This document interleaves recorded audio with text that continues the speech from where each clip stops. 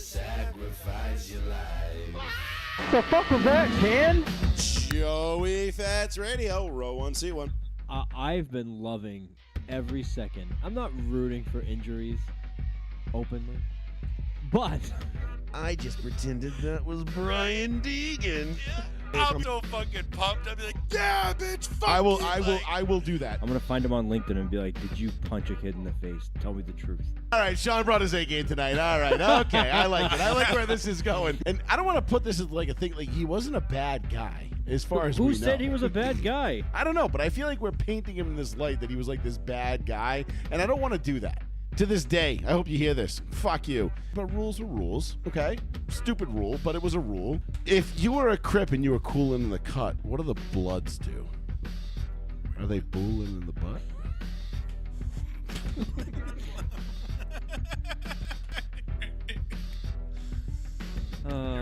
Yep. Also, we are extremely juvenile, and yeah, whatever. Fuck you. All right. You fucking smacked me in the ass, you dumb fuck. Oh, so my chat ban is over on iRacing. It's finally done, which is nice. I finally got it. I finally made it the 3 months, and I'm now able to converse like a normal human being again. Until is my mic on? Can you hear me all right? Yeah, I got you. Until Oh wow, why is mine so far up? Whoops. 2 weeks from now when you're banned again. I'm gonna go ahead and give it. I'll give it till Talladega. So end of October. You'll I'll say, give it. "Hello there, chaps," and they're like, "Oh, you British piece of shit." Yeah, exactly. You know, like I'll get into a lobby and it'll just be, you know, whatever. We call them wands. That sound good? Yep, sounds great. Perfect. I had to test it out too. We call them Juans. You know, it's the Hispano-America, you know, South America from the, you know, Mexico on down through Central and South America. Oh. And then the Iberian Peninsula, you know, Spaniards and so on and so forth. We call them Juans. They are certified weapons in the iRacing community. They have surpassed the Australians. They are and the Dutch, and then they are certified weapons. So, but I give it till Talladega. That's when I'll probably get my next chat ban because Okay. I'll lose my shit there a couple of times. Okay, And that makes sense. You know, whatever. But I've gotten very good at not queuing up the mic and just yelling profanities at people until after I see the replay. You know, I'm trying to be more professional about my video gaming career. But nonetheless, thank you, ladies and gentlemen. Joey Fats Radio, row 1, seat 1. Live right here on the one, the only, the New Bedford Guide. It is an absolutely gorgeous Tuesday evening. Thank you all for being here and checking in with us to get all of your sports talk fulfillment out of the way. We have an absolutely loaded show tonight. It is week 1 in the NFL. Week 1 is in the books, I should say. We are on to week 2. And boy, Sean, do we have a lot to talk about. It's a lot of weird expectations in week 1. A lot of upsets, not upsets. A lot of weird game enders. A lot of teams, a lot of players underperformed. Some players overperformed. Some players, it's become week 1 has essentially become week 4 of the preseason, where it doesn't feel like everybody's kind of like where they should be just yet. If you remember Bill Belichick and Sean Payton and Andy Reid and some of these veteran Oh yeah, coaches, they're all against it. they all say that September is basically just an extension of the preseason. You don't know what you have until the end of September. No. So what happens in September? Like, yes, the games count. Yes, the wins and losses count the same as they do in October, November, December, and into January. But you don't know what you have on your squad until you get to the end of September. So that's when you can really start to take a good look at what you might have. Now, I've seen teams go 4-0 in September and finish the season 8-8. I've seen teams go 1-3 in September or 2-2, and 4-0, and or no 2. I've seen teams go 2-2 and finish 14-2. Oh yeah. Us. You know, it happens. So really, at the end of the day, September is it. I'm not listen. Again, You're figuring out your teams. the wins still count. Like we said, the wins still count, right? Yeah. The Raiders are still 1-0, Yeah. right? No matter what. And we did say last week, Yep. the Raiders are going to be better than people think. So we were ahead of that curve. Did I have them winning in New England on Sunday? No, I didn't. But did I have New England winning a close game that was going to be pretty hard fought? Yes. Now, the Raiders ended up winning that one, much to my delight, if you will. Oh, yeah, but not really, because also, yes, because anytime the Patriots lose, it's a good day for me. I mean, it's just no matter what, no matter how bad you guys are, Yes. no matter how much you suck, whatever it comes down to, I will always be forever in love with the Patriots loss. That is a great way to start my day with the Patriots losing, no matter what. It's been 20 years of misery and pain and having to sit here and watch, the Patriots get bailed out by the officials or teams just shoot themselves in the foot for, a myriad of different reasons. Now it finally feels like the shoe is on the other foot, and I'm actually going to get to enjoy some fucking losses for you guys. And I'm going to enjoy them because they've been, and for the last 20 years, they were hard to come by. Yes. So it was nice. So we Very really, much so we so. really did enjoy the losses. Yeah, Now, absolutely. I hope you guys aren't so bad to the point where it's like I don't even enjoy the Raiders losing anymore because it's just like what they're expected to do. Yeah, okay. I hope you don't get to that point because No. I do want to hate you still. You need to be competitive enough where it's just like it feels good for the team to lose. You know what I mean? Mm-hmm. If you're just always losing, it's just like there's no fun in that. It's 'cause like the you're Chargers. Just dog shit. When people are like, oh, I'm like, my most hated teams in the division are the Chiefs, the Raiders, and then the Chargers are like a distant third. And they're like, you don't hate the Chargers? I'm like, and the Chargers, not for nothing. They had a nice win over the Chiefs on Friday night in Brazil, Argentina, wherever the hell that was. Yeah, Brazil. Listen, I don't hate the Chargers. My buddy was like, this guy asked me one time, he was like, oh, how's it feel looking up at my ass for the last 6 years when the Chargers were on their run from like 06 to like, 08, whatever, and like, or whatever. And he was like, oh, how's it feel looking up at our ass for the last couple of years? And I'm like, what have you done with it besides Nothing. squander it? Like, you guys can't even get to a Super Bowl, What? That's let alone win one. So what do I care? Yes. Last time you guys got to a Super Bowl, Stan Humphries was your quarterback, and I think at the time the Niners hung a 40 burger on your, and whooped the shit out of you. So, not to say that not that I'm not one that's been on the receiving end of some Super Bowl beatdowns. Now, I don't know if you remember the Broncos in the Super Bowls in the '80s and 2013. 4 of those Super Bowls did not turn out good. Right. 4 of the 6 we've been to. So, I'm sorry, 4 of the 7 we've been to.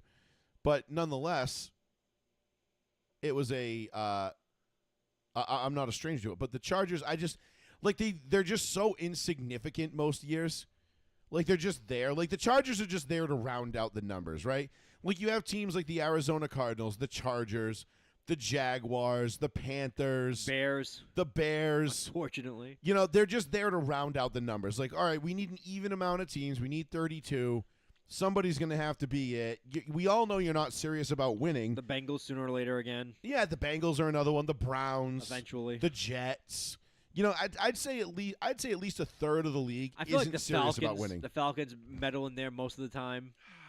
Art LeBlanc, I think Arthur LeBlanc plays the part of a guy who pretends like he wants to win but really doesn't. He reminds me of every time I see Arthur Blank, I don't think of the owner of Home Depot, and I don't think of the owner of the Falcons. I just think of like the cousin of Lucille Ball's husband. Mm-hmm. Like, that's all I can think about. I can't think of him as anybody else. He just looks like a relative of like Lucille Ball's husband. What was his name? I can't think of his name right now. I can't think of it. Shit. I can't think of it, but I know what you're getting at. But Ricky Ricardo. There we go. I just the Falcon again. Yeah, another one. Like even sometimes like the Saints and the Bucks, like that whole NFC South, just feels like they only exist just to because we need 32 teams and Yeah, I know. you guys have them, so let's do this. But there's the number of teams that actually want to win in this league, or owners that actually want to win. I feel like it ebbs and flows. Yeah. There are owners like Shad Khan a couple years ago wanted the Jaguars to win, and he was willing to do all of it. They had Blake Bortles, they got the coach, they got the players. They drafted Jalen Ramsey. Miles Jack and Jalen Ramsey, and they went all in, and they really did well for a year or two there. And then that fell apart, and they were just like, Okay. eh. And then Trevor Lawrence falls into the lap, and they're like, eh. They don't protect him. Like, do we really want to, yes, we could protect him. We could put talent around him. But we don't want to spend a lot of money. Like, I feel like a lot of these owners are looking for the next, like Mike Shanahan type, like, boy genius coach. and they want to get blood from a stone. Yeah. Like they want to give you a payroll, of the Tampa Bay Rays, but they want you to be as successful as the Yankees. They've all read Moneyball. Yeah. And they're like, "Hey, can you do this? Can we do this?" Except And in coaches football. coaches are straight lying through their teeth, being like, "Fuck yeah, I can," because they know that's the only way they're going to get the job. And they just pull out these power metrics. Like who's the dude that just? I don't know. He went to UMass and everything too, but he's the Jaguars head coach. Help me with his name. Liam Cohen. Cohen. Right. I don't think he's going to be a good head coach. That's just No. my gut opinion. 'Cause Duval. yeah, that was the cringiest shit of all time. Then they beat who on Sunday? They beat the Falcons, or was it the Panthers? The Panthers, I believe. The Falcons ended up. They partied the winning. shit in that locker room as if they won the Super Bowl. The owner came down week 1 to celebrate with the team in the locker room. It's week 1. I get it. Listen, I get. Hold on, let me see here. Who gives a shit? Yeah, they beat Carolina 26-10. Who gives a and shit? It's week 1. I got that game right, so I was there. I just don't think. Listen, I get it. Like your head coach got his first win, his first career win as a head coach. That's kind of a big deal. It is. I mean, it is, Sean. It is a big deal. We can say that. You know what I mean? Meh. We don't have to diminish it to the point of like, all right, it doesn't mean anything. But Means next to nothing. on the same side, like act like you've been there before. Like, okay, you won week 1, cool. I want to see you win week 2 and 3 and maybe even 4, and then maybe a loss week 5. But then I want to see you win in 6, 7, and 8. Yep. I want to see. I want to make this winning thing a regular tradition around here. Yep. But when you have teams like that, and we see it all the time, that celebrate wins, that they normally, like most teams, like you would never see a Bill Belichick team celebrating a week 1 win like that. You would never see the Kansas City Chiefs celebrate winning week 1 like that. You can be happy that you won, because you know what? It's a really fucking hard thing to do in this league. Absolutely. It's really difficult to win a game in the National Football League. Absolutely. Be happy that you won. But also, there is a line. There is a line. Because now, it's Tuesday. Are you still riding high from Sunday? Because if you are, you're not in the right profession. That shit should have been over by the time you woke up Monday morning. Yep. What do all the greats say? Hey, that win's great. Think of it for a couple hours. While you're on the plane, look at the next game. Yep. Got to get on to the next one. Because you know what? Because guess what the other guys are already doing? Studying you. And if they're not doing that, you're already ahead of them. Yep. So it is. It's a race, and it's it's the most competitive, arguably the most competitive sports league in the world. Where we talk about it all the time. The difference between 8-8 and 12-4, or sorry, 9-8 and 13-4, or the other way around, where it's like 7 or 8 bounces. It's 6 or 7 plays a year. Yep, tops. Plays, not games, not drives. You're talking 6 or 7 plays that, if they go your way, can be the difference between a win and 4 or 5 wins. And that's what makes football so important. It's that everyone's like, "Oh, it's so violent." It's just, yeah, but it's also 1 day a week, and you practice that whole week for that one game, and you get one and opportunity. nothing. We love the violence. That's Yes. why we watch. And you practice it because you get one opportunity. You make the most of that opportunity. It's not baseball. It's not basketball. It's not, you can win the first game, then take the next 2 off because you're coming back at home. And no, it's none of that shit. Mm-mm. You got to win. Mm-hmm. That's what makes it important. It is, and that's why the NFL is still the king, right? Because In America, yeah. we saw it on Sunday. Listen, I succumbed to it. I bought the Sunday ticket. I didn't want to, but I bought it, and probably gonna buy Red Zone at some point.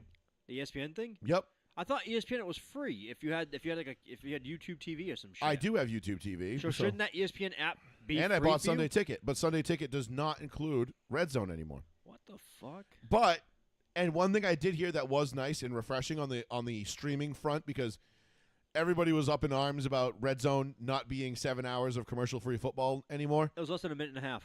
Less than 60 seconds. Yeah, and so they actually cut into a commercial to bring you back to a game because something was about to happen. I don't mind if it was that little of commercials. That has no effect on me. But we gotta keep it straight here. If it's all of a Sorry, sudden, my computer's updating itself while we're doing this. that's okay. If it's all of a sudden like that 1 minute turns into like 25 minutes of commercials by Well, like week 8, That's what I'm thinking. I'll be is pissed. That's what I'm thinking is going to happen. Because we know ESPN, we know Disney. You be like, ha ha, come on, boys. You'll see that in the middle of Yeah. the goddamn game. Right. Or you know how the like they advertise like the Nickelodeon shit. They'll be like, come watch us get slimed for a whole which is game. like, dude, come on, fuck It's off like, with that shit. I Like, get it. You want kids to watch, but sometimes like Do you you really- watch those, it's annoying. kids aren't watching it. If a kid's watching football, it's not for Nickelodeon slime. Yeah. Do kids even watch Nickelodeon anymore? Not really. I was gonna say, I thought Nickelodeon was kind of like a dead thing. Yeah. It Didn't kinda when is. wasn't it like weren't they just like accused of like raping and molesting children for That wa- years and years and That years? was like one producer who was like doing all those like teeny bop shows. yeah, like didn't he get like shouldn't Nickelodeon just be like dissolved at this point? Probably. You know, like it's for the good of the world. But anyway, 774-992-8702. That's the phone number if you want to give us a call. The phones are open tonight. We'll be taking your calls. We're going to get into the Patriots and the Raiders. We'll get into my Broncos and the Titans. We'll get into Cam Ward and his first start as a pro, which, got to say, looked a lot better than I thought he was going to. We'll get into the Bears and the Vikings from last night. Oh. And we'll definitely be getting into the Bills and the Ravens Oh. on Sunday night. And, of course, whatever else you guys want to talk about. So if you have something that you want to bring up, by all means, give us a shout. The ending of that Bills-Ravens game. So Was let's start with that because that's obviously that's the big one, dude, right? It felt like a Ravens playoff game. That was totally like a John It Harbaugh. totally was. fest. It was just like they went week one. He's like, They went to the playoffs and they were like, all right, we're gonna take 8 months off and we're still in the playoffs. Oh, okay, same results. Is there? You look at the Ravens team, top to bottom, and you're like, stacked. how is this like? Yes, okay, they should be an odds-on favorite to win the Super Bowl, right? They Like, should. Yeah. They should be. That is a roster that is Super Bowl capable. So you would Yeah. think. Yeah. I have never seen a more talented roster through and through Just fuck around. find ways to fuck themselves Constantly. more than the Ravens do. Constantly. And it's not even like they're doing it like Derrick Henry. When the fuck was the last time Derrick Henry fumbled? And I mean, that was like You know what I mean? that was a childlike fumble. The guy barely touched the ball, and the ball exploded out of his hand. it was like he wasn't even ready for it. Like he wasn't even playing. Like when was the last time you saw that from Derrick Henry? No, almost never. Last year against Kansas City. You know, they're a millimeter, a half a millimeter away from beating the Kansas City Chiefs. Maybe they even were.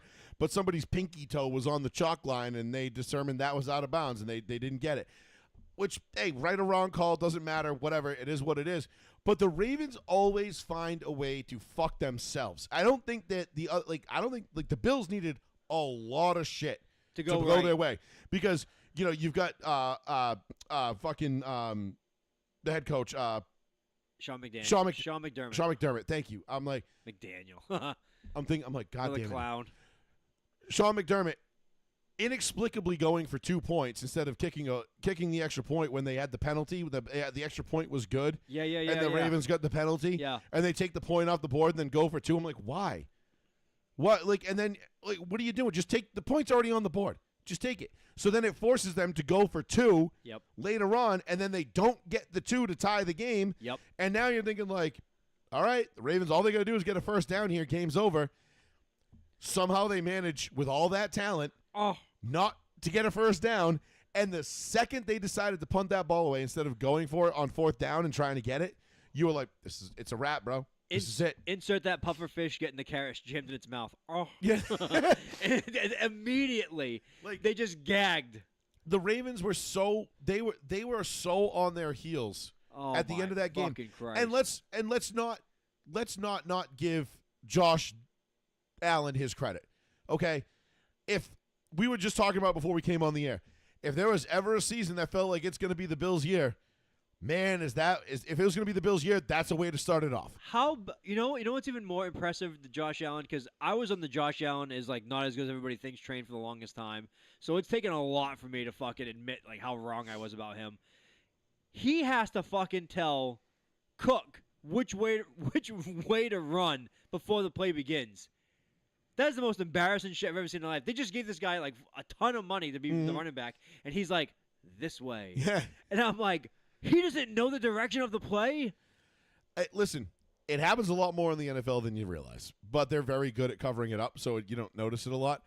But listen, I had picked Bo Nix to be MVP this year obviously week 1 did not get off to a good start for me, for Bo, or for my bet, because Josh Allen, I mean, for all intents and purposes, Josh Allen is going to have to fall flat on his face from here to the end of the season He does more to with not win the MVP. He does more with less right It is now. Josh Allen's award to lose at this point. Name somebody on that team that's a playmaker. I think Cook is a playmaker. Is he? I like him. I think Cook benefits from Josh Allen at this point. Well, of course, but it. but Sean, that's what great quarterbacks do. But that's it. They make everyone around them benefit from their presence. Because when he held out, everyone was like, "Fucking hold out, go ahead, whatever." Like, Right, we'll replace you. with anybody. We'll replace you. We'd like to have you, but we'll replace you if we have to. I don't know if it'll be a better option to replace you. We'd rather you stay here. Was it Shakir is their best wide receiver option? He's a slot guy at best. I mean, but Josh Allen makes it work. And to quote my all-time favorite national radio host, Adam Shine, he is Paul Bunyan meets John Elway. The guy is just a juggernaut of a human being, and he has excelled so much in the last 2-3 years as a quarterback that if the Bills don't win the Super Bowl this year, I'm gonna start to get like major John Elway vibes. Like he might not win one ever, probably, or until he leaves Buffalo, or until he gets out of Buffalo, or until somehow the stars align in the twilight years of his career and he gets there. Because I'm not even saying this Buffalo Bills team is the best Bills team that he's been on. No, it's But not. it doesn't. But how many times do we see it, Sean? Where You you don't have a need to be- quarterback that they're like, oh, this isn't even his best team. This is not the best roster, supporting cast he's ever had. However, they go off and they win. 2018 Patriots. Perfect example. Yeah, they don't have a great offense. They had a mid offense. They at scored best. 13 points in the Super Bowl that year, and they won. Yeah. and they won by holding the Rams to 3.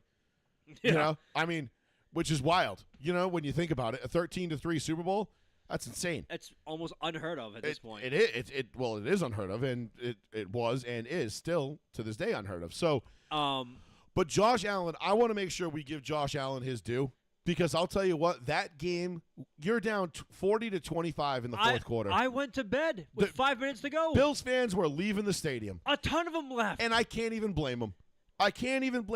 Like week 1 in our house, and the Ravens are going to come in here and run roughshod over us. Like that's disappointing they as were a up fan. 17 at one point. That's a disappointing feeling as a fan. But again, when you have a guy like a Josh Allen, a Tom Brady, a Peyton Manning, an Aaron Rodgers, a John Elway, a Brett Favre, this is why you never shut the game off, because you don't know what's going to happen. It's cool that Mahomes and Josh Allen are like that next Brady Manning that we were waiting for, because we were like, are they going to get there? And Mahomes still has that bug in him, but now that the Chiefs team is kind of getting shittier, and then Allen has nobody, but he's ascending pretty far, so then it becomes like you just need a couple other people. You need a couple other pieces, like you need a Breeze, you need a Roethlisberger, you need a Rivers. You're starting to see some pieces align, like the next group of guys coming up, We always do. but you need to see them like flourish. You know But what it I mean? takes You need but time. it takes a decade. It does. It really does. I mean, think about it, right? So I remember when Marino and Elway retired in 98, 99. Yeah. And it was like the 03-04 season. And one of our buddies said to me, he's like, man, like, we don't have Montana, Marino, Elway. Like, they're all retired now. He's like, we might never see that again. And I looked at him, I'm like, dog, we're seeing it right now with Brady and Manning. I'm like, this is the new Marino and Montana, or Elway, Montana, whoever you wanted to put in there. I'm Yeah, like, and this then- is it. I'm like, we're already seeing it. Was that the 03 draft or the 04 draft that was like all 04. depth? 04 was like all depth That for was quarterbacks for Eli, generational. Big Ben, Phillip Rivers. You couldn't miss. in And that then draft. 05 was Aaron Rodgers and Alex Smith. 06 was that was Jay Cutler, Vince Young, Matt Leinart. Oh, fuck Vince Young and Matt Leinart. Yeah, but there was, but like I'm saying, there was some solid talent through those years. Yeah. But my point is, I want to make sure we give Josh Allen his due, because you do have guys like, okay, so you've got right now you've kind of got Josh Allen. Mahomes obviously is at the top because he's got the 3 Super Bowls. Yep. He's got the 3 rings. Everybody's looking to knock him off. I would say Josh Allen would be, if he's Tom Brady right now, Josh Allen's Peyton Manning.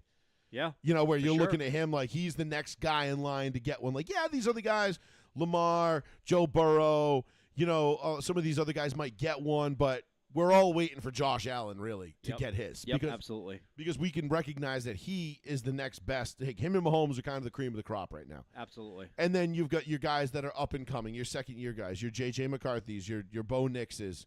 I'm trying to think of who else. Drake May. May. Hopefully Drake May. Jaden Daniels. Hopefully. Jalen Hurts is very much in the mix. Caleb Williams will never be in the mix. We'll get into that game in a little bit. Mid-tier. But no, you're waiting for Josh Allen and the Bills to finally pull it together and win. Baker might have Brother Baker, the touchdown maker. He might be a breeze. He has the same stature, arm. He might actually end up being the breeze that no one ever fucking thought of. And it's not even to compare him to somebody like I hate when we do that. Like we put guys in a box. We try to put people into a box. It's like putting the pussy on a pedestal. Like, well, we try to we try to frame Baker as Drew Brees. I'm like, all right, well, that's not fair. No, I know. All right, Drew Brees threw for consecutive 5,000-yard seasons and 40+ touchdowns. Yeah, but he might do it. That's impossible to do. No one. Well, I mean, Drew Brees is still the only one to ever do it. So, for now, and that's including with 17-game seasons. All the guys that have come before and after him so far, right, in 17-game seasons. Yeah. So I'm not trying to box these guys into like comparisons, but that's what we do, right? As sports fans, we always look for the parallels and the whose trajectory is on pace with mirroring somebody else's, and we do that all the time. Like we're looking at Lamar Jackson. We're like, oh, he's like Michael Vick if Michael Vick could throw, and I'm like, well, not really. Like Michael Vick couldn't throw. Michael Vick was a better runner than Lamar Jackson will ever be, but it's because Michael Vick had to run. Like that was his whole game. That was what he based it off of. Lamar's a passer first who just happens to be an exceptional runner. Not Michael Vick good, but he's pretty good. Yeah. How old is Lamar though? Lamar's 30, isn't he? Is he getting up there? I mean, no, he can't be. He's gonna be like 28. No, I'm pretty sure Lamar was drafted in 2018. Well, 26-17. 18 for sure. He is 28. Okay. He'll be 29 in January. Okay. Yeah. So he's got some time. I know we should consider him, I guess, but I don't know.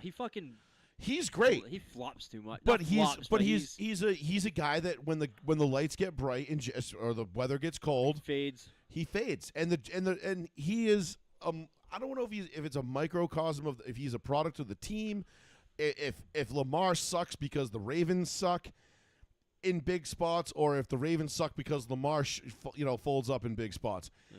And I don't think it's anything to do necessarily like with Lamar, like something that like he's subconsciously doing. I think it's just when they get into those spots, a couple years ago, when they ran the ball 8 times in the AFC Championship game. Yeah, stupid. They put it all on his shoulders. What do you do? Why are you throwing the ball 50 times with Lamar Jackson? Absolutely. What the fuck are you doing?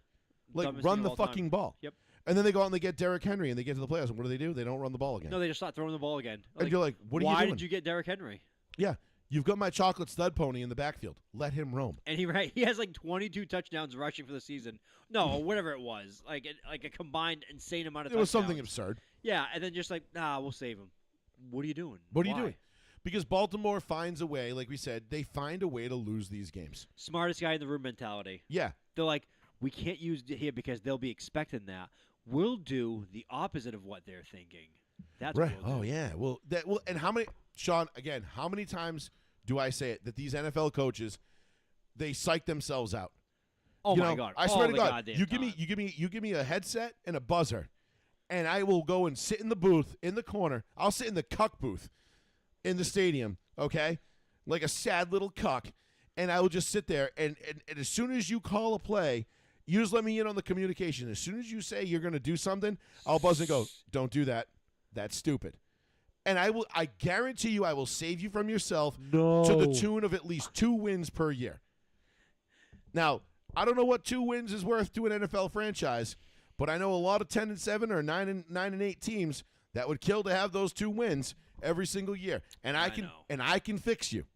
Okay? I'm like that dude. I see the crazy girl, who's getting arrested in those clips, on Facebook or TikTok, and she's shit-faced and she's like trying to hit on the cop while simultaneously trying to fight him. And I'm like, I'm sitting there going, I could fix her. I could fix her. I don't know if you saw what I retweeted the other day, and someone put I could not be a cop because that girl would be released and fucked. And I was like, I mean, You know, as soon as she was like, she's like, I'll blow you if you just let me go. I'd be like, well, that is enticing. But there are tons of videos of the cops like my camera. Zip, okay. There are tons of videos like the body camera went off for 26 minutes, and I was like, what the fuck? I don't know what happened. Cap, I don't know what happened. It was crazy. He's like, it fell. This thing just started like twirling like red and yellow colors, and it was just going beep, beep, beep. And I shut it off and I threw it in my bag because I didn't know what else to do.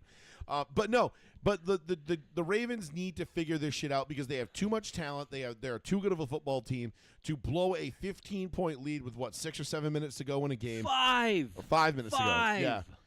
And I went to bed. I was like, there's no way they're coming back. I was watching it. Where was I? I was up here. I was watching it up here. I was putting the board together. Yeah. Behind Good job, me. by the way. Yeah, thank you. And I'm putting the board together, and I'm going through it, and I'm just watching it, and I'm like, man. And I'm texting my buddy who's a Bills fan, and I'm like, fuck, this is like a disappointing way to open the season. Like, I really had high hopes for the Bills this year. I'm thinking like, I got visions in my head of a Buffalo-Denver AFC championship game, where Denver ultimately ends up probably losing it. But there's a chance, but it's a hard-fought game because Denver's got to go through those growing pains of learning how to win and maturing, much like the Bills have done the last few years. And I really feel like this is the Bills' year. I really feel like if there is a team of destiny in the AFC, it's 100% the Buffalo Bills. Now, that could all change in a couple of weeks. We don't know, but Change with one injury. it can change with anything. It can change with a puff of the breeze. It's the NFL, brother. This is, like you said, this is the hardest league in the world to get wins in. And I can guarantee teams too every year, and I will do it for a nominal price. And it'll only be good. And I'm only going to do it. I'm only going to save you from yourself. If you're lining up to throw a fucking fade route, Buffalo, on a 2-point conversion, I'm just going to go do it. What? No, you have Paul Bunyan meets John Elway under center, and a running back that you just paid a bunch of money to. Why don't you just run it down there? They're expecting it. Yeah. Oh, because they're expecting it. Cool. Everyone's expecting the tush push, but nobody can stop it. Why don't we just do that? Marshawn might do get the that. ball, throw it. Yeah. Like, I could have won the Seattle Seahawks a Super Bowl with one quick push of my thumb. Like, that's how easy this is for me. Because I don't understand the game, I overstand it. Yeah. Like I told somebody at work the other day, they were arguing with me about football. Or not at work, at the bar, and they're arguing with me about football. And I'm like, listen, man. I said, no disrespect. But I've forgotten more than you've ever learned about the NFL, and that was just since breakfast. Okay? So, please, why are you arguing with me? And my dad actually gave me paid me a really nice compliment today. And he was like, because the guy was arguing with me, my dad's like, why are you arguing with him? He's like, Joe will tell you what day it was, what year it was, what stadium they played in, whether it was raining or snowing, here, what the weather was, what was going on, what the political climate was like at the time, what the number one song on the charts was, and he's going on and on. He's like, Joe remembers all this shit. He's like, why are you arguing with him about sports? He's like, I don't even do that anymore. He's like, Joe he knows all this stuff. And I'm like, thanks, Dad. Like, glad you finally, got on board. He gives up after all these years. He's like, I'm at defeat at this point. Well, because my mom was trying to, debate me what year we went on vacation. Yeah. And I was like, no, it was 2003 because the moment we landed, I went into the hotel and I turned on the TV and the Broncos had lost to Cordell Stewart and the Chicago Bears. It was 2003 because they knocked out Brian Urlacher got knocked out. We knocked out their quarterback. Cordell Stewart on the Bears. And we lost at home in 2003. That was it was November of 2003. Jesus. And I'm like, no, it was 2003 because the Bears played the Broncos in Mile High and we lost. Cordell Stewart was the quarterback. And they're like, and I went and I look it up. I'm like, yup, see, here it is right here. And they're like, I guess it was 2003. And I'm like, goddamn right it was. Something is your superpower. Yeah. Can't say it. Autism. Jeez. I am a tism whore. No, but seriously, it's what I do. This is what I do. I just know football. I know shit. So that's why when, ChatGPT or Google is telling me that the Pistons didn't play in the 2005 NBA Finals, I'm like, nope, they sure did. That was a really fucking funny night because I didn't know the answer to that, and I was like, Paul had ChatGPT'd it. I went on their own page, and I was like, it says no. And you're like, they did. Their own page is wrong. Lost in 7 of the Spurs. Never forget it. But anyway, Bills and Ravens, I mean, Crazy ending. is it? And it's kind of fucked up. Oh, what about the guy in the stands who was a Ravens fan? Oh, yeah. Who So, bet $200,000 with 2 minutes to go and lost? ooh, I didn't hear about that. I thought you were talking about the guy that pushed, that got banned for pushing. No, that was a Buffalo Bills fan. Yeah, that got banned. And then he did an interview wearing a neck brace. Yeah, I saw that. He had the neck brace on. He's like, I'm sorry for touching people, but, you know, like, he hurt me and pushed me and blah, blah, blah. That And was a I'm like, smart move. That was a nice touch. I'm like, oh, my God, At- dude. He I'm did, like, he, did this- the, he did the interview from a golf course, by the way. yeah, I know, right? Probably took that thing off 30 seconds later. I was like, all right, boys, watch this drive. He's like, yeah, George W. Now watch this drive. Yeah. Click. And we encourage all nations to no. fight back against terrorists and countries that harbor terrorism. Now watch this drive. Ravens fan in the stands bet $200,000 on the Ravens to win that game. At the very end, he fucking lost. That's insane. I mean, why would you do that? Who the fuck knows? I mean, even if you thought even if like, I mean, and granted, I think teams at that point were like 277-0 when leading with 5 minutes to go and with by 15 in a fourth quarter of a regular season game on the road. They'd never lost. Now they're 277-1. Why would you want to be the guy that bet those out? Like, at anybody, like, it's like when you're playing roulette, right? Yep. If red comes up 15 times in a row, you're like, it's gotta be black this it's- time. I'm not betting red. Like, yeah, I could get red's hot, but eventually it's gonna be black. And you throw $100 on black, and you lose $100. Throw it down again. Guess what? Next one's probably gonna be black. Like, the law of averages always, that's why it's called that. So I don't understand why anybody would do that, but these two teams, I feel like they're destined to meet again 100%. in the postseason. I listen, if I'm the Baltimore Ravens, I am not feeling good about what happened on Sunday night, but I'm also recognizing Bills fan pouring a beer on his head after he just lost $200,000. And then his ticket in the beginning, too, to prove that it was real from Circa, wherever the fuck that is. Wow. $200,000. Wow. First of all, he must be okay if he can bet $200,000. I mean, listen, if you're throwing 200 grand down on a bet, I mean, actually, judging by his reaction, he might not be. He might not be okay. He might not be okay. That might have been his allowance for the season, but it's gone now. His wife was like, hey, just as long as you don't lose $200,000. He's like, I won't, baby. Listen, 277-0. You can go to the game, okay? Just don't lose 200 grand. How the fuck am I going to lose 200 grand at the game? Hold my beer. Wait, his name is Sean Perry? Hold on, I gotta see if I can find him now. But like I was saying, if I'm a Ravens fan, I feel awful Monday morning. I mean, I'm sick to my stomach. However, you do have to recognize that that was one of the most fluky wins in the history of the NFL. And there's not a lot. I mean, listen, everything that had to go right for the Bills did. And I said to my brother, maybe I even said it in the group chat to both of you guys, that was like some straight 2011 Tim Tebow type shit that happened to the Buffalo Bills. That was insane.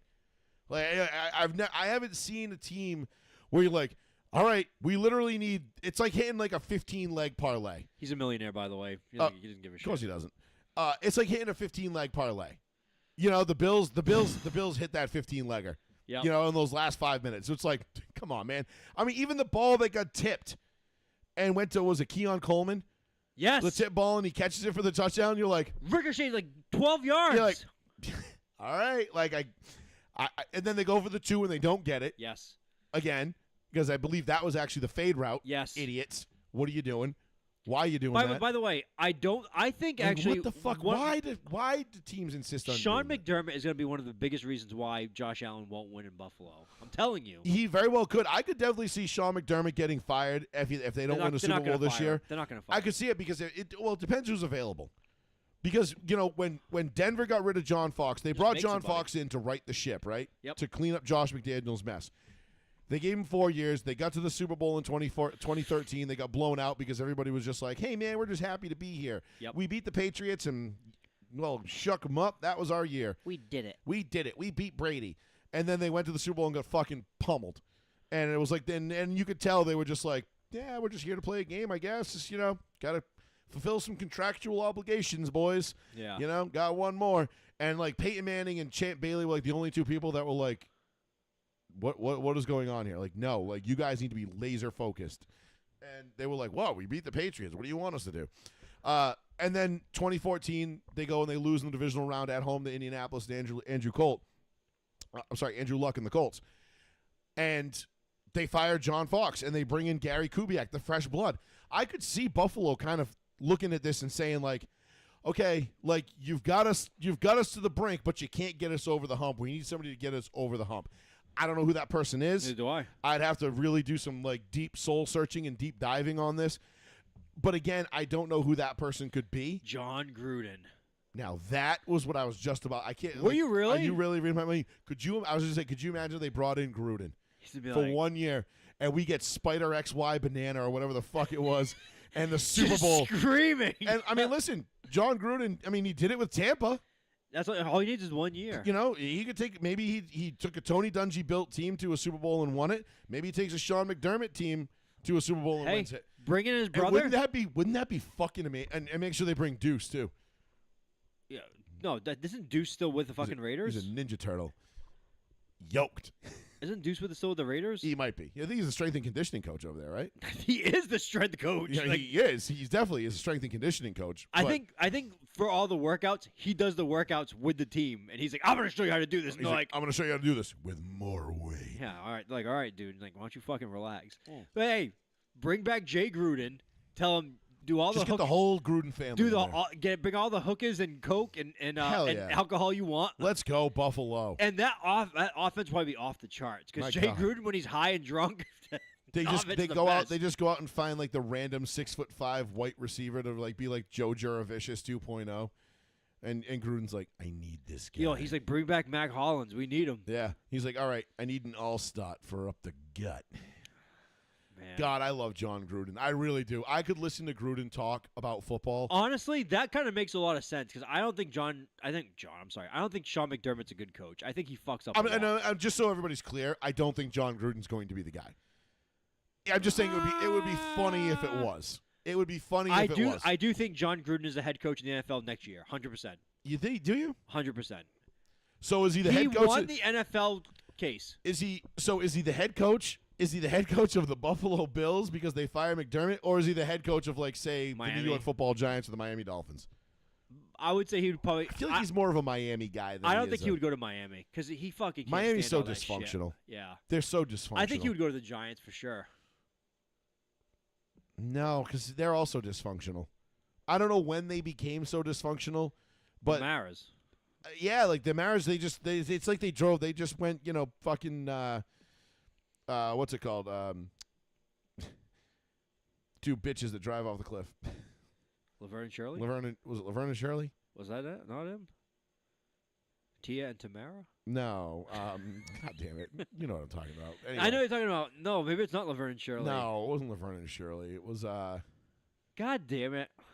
I want to say, for some reason, Lilo and Stitch keeps popping into my head. I'm like, no. That's a kid's movie. That's a kid's movie. It's stupid. No, you idiot. It's not what I'm talking about. See, I can remember I can remember specific plays from The movie with 2003 Brad, football movie with season. Brad Pitt. He was also in it. No. Yeah. No. Yeah, it's he an was old- in it. It's an old movie. Yeah, Brad Pitt was in it. That was like his first fucking movie. When Harry met Sally. It's not that. Thelma and Louise. Yeah, Brad Pitt's in it. Thelma and Louise. Oh, whatever. I've never seen it. Nah, it's all I right. just know it exists. But yeah, they go to like the Maras went Thelma and Louise with it, and they were just like, we're just gonna speed off this cliff because fuck it. Yeah, we're not gonna make it. Anyway. We're not gonna make it, so who cares?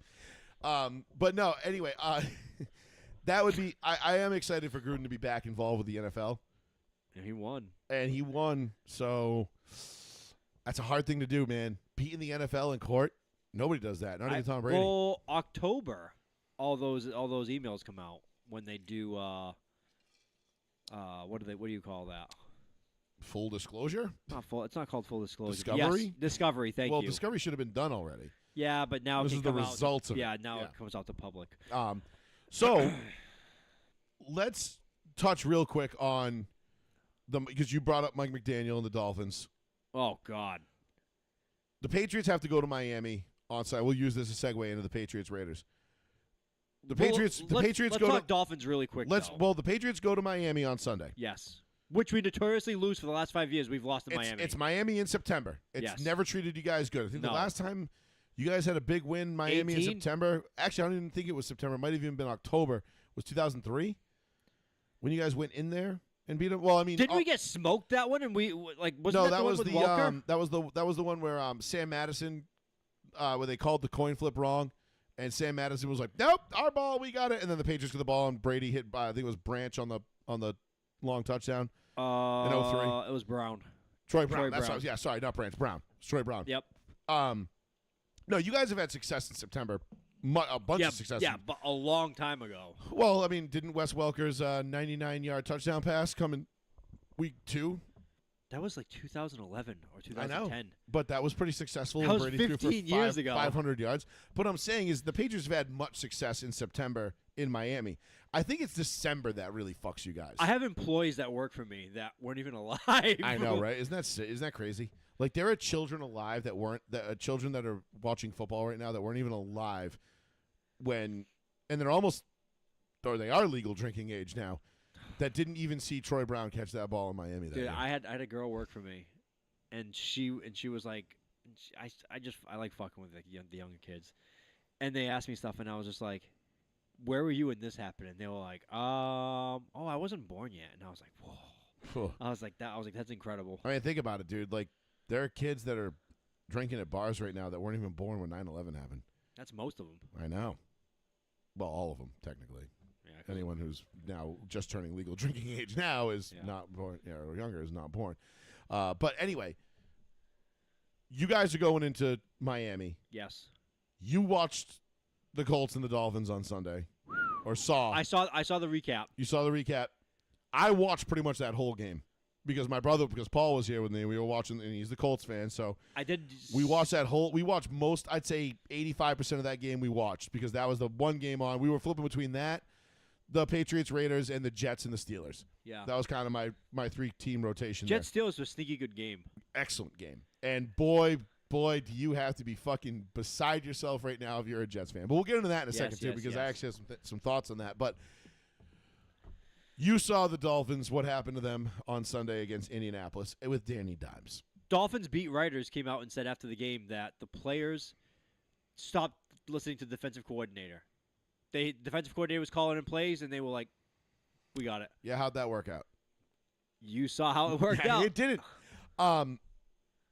I said before the season, Mike McDaniel will be the first coach fired this year, He might not. and I don't think he makes it to the end of the year. I don't think he makes it to week 6.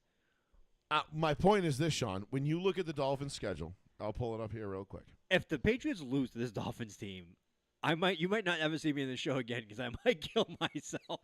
Now, I wouldn't go that far because I don't think the Patriots are in a position to be expecting to win Come on. games, yet. But here's the Dolphins' schedule. They have New England at home.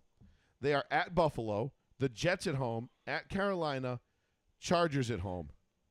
That's their first 6 games. Suddenly, that looks very daunting for them.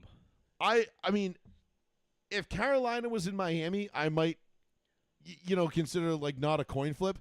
The fact that it's in Carolina, I consider it a coin flip. Damn. Like, if the Dolphins start this, if they lose to New England on Sunday, which I think they very well could, I hope. we could be looking at an 0-6 start for the Dolphins, and you could be right. Mike McDaniel, if they start 0-6, Mike McDaniel's out the door. Oh, I think he's expecting it. I almost believe he's planning for it. Yeah. I think he already knows it. His stuff's already packed, ready to Yeah, go. He's 'cause like, then they're- I'm out of here. And then their next 2 games are at Cleveland, at Atlanta, and then they get Baltimore, Buffalo, Washington before the bye week in Week 12. Yeah. I see, realistically, right now, 1, 2, 3 realistically winnable games on this schedule for the Dolphins, including New England, the Panthers, and the Browns. Those are the only 3 games that I can consider the Miami Dolphins as for winnable games. Other than that, they are going to they should lose. They will lose at Buffalo in Week 3.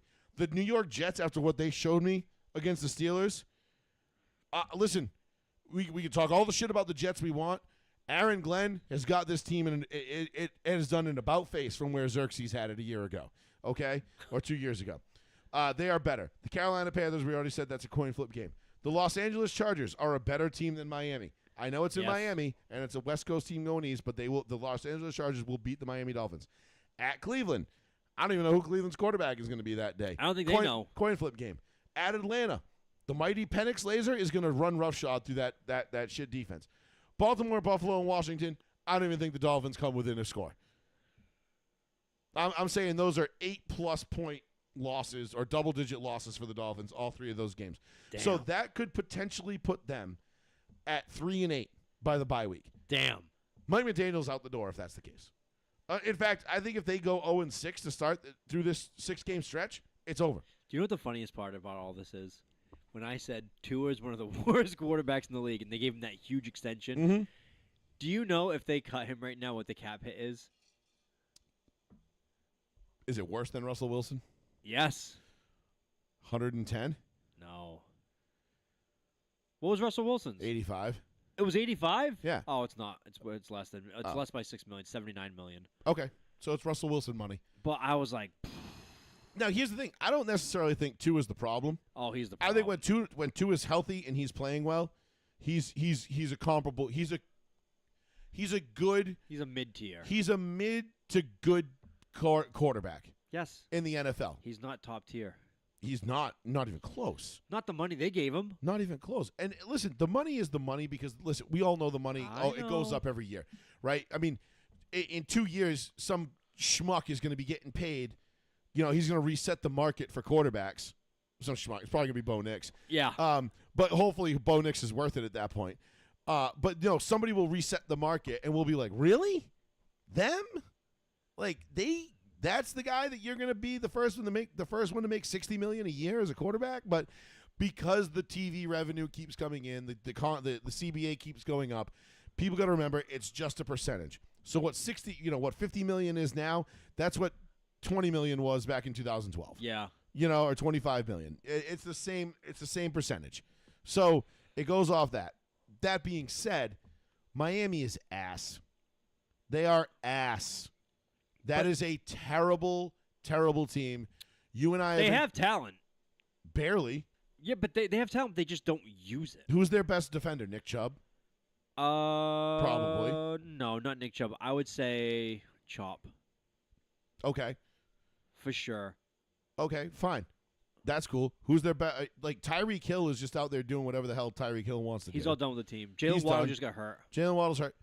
Tua can't. I mean, they're one. Tua might have had a concussion on Sunday already. Tua's one bean flick away from his career being over. I'm pretty sure they said they showed some video. They said like he Oh looked yeah, flick concussed. that bean. He looked concussed, and they just kind of like pushed him back out there. They're like, "You're fine. Go back out there." Right. So There's problems. There's problems all over that Miami Dolphins team. It starts with Mike McDaniel. We said it. We liked him. I liked him, I didn't. but I didn't think he was a good coach. Nope. The minute he decided not to kick the field goal against Denver and set the all-time scoring record for a single game, what did I say that Tuesday on the show? I'm not even mad that Denver got blown the fuck out and we got 70 hung on us. I was more mad that you didn't kick the fucking field goal and put yourself in the record books. And what it was my exact words. I said, because in 3 years, when you're fired and the Miami Dolphins haven't won a playoff game and haven't even come close to winning a Super Bowl, no one is going to remember who you are. Nope. But because if you kick that field goal, everyone has to acknowledge you. Yep. They have to remember you. Yep. Now you're just going to be another joke of a head coach that came and went for the joke of a franchise that has become the Miami Dolphins.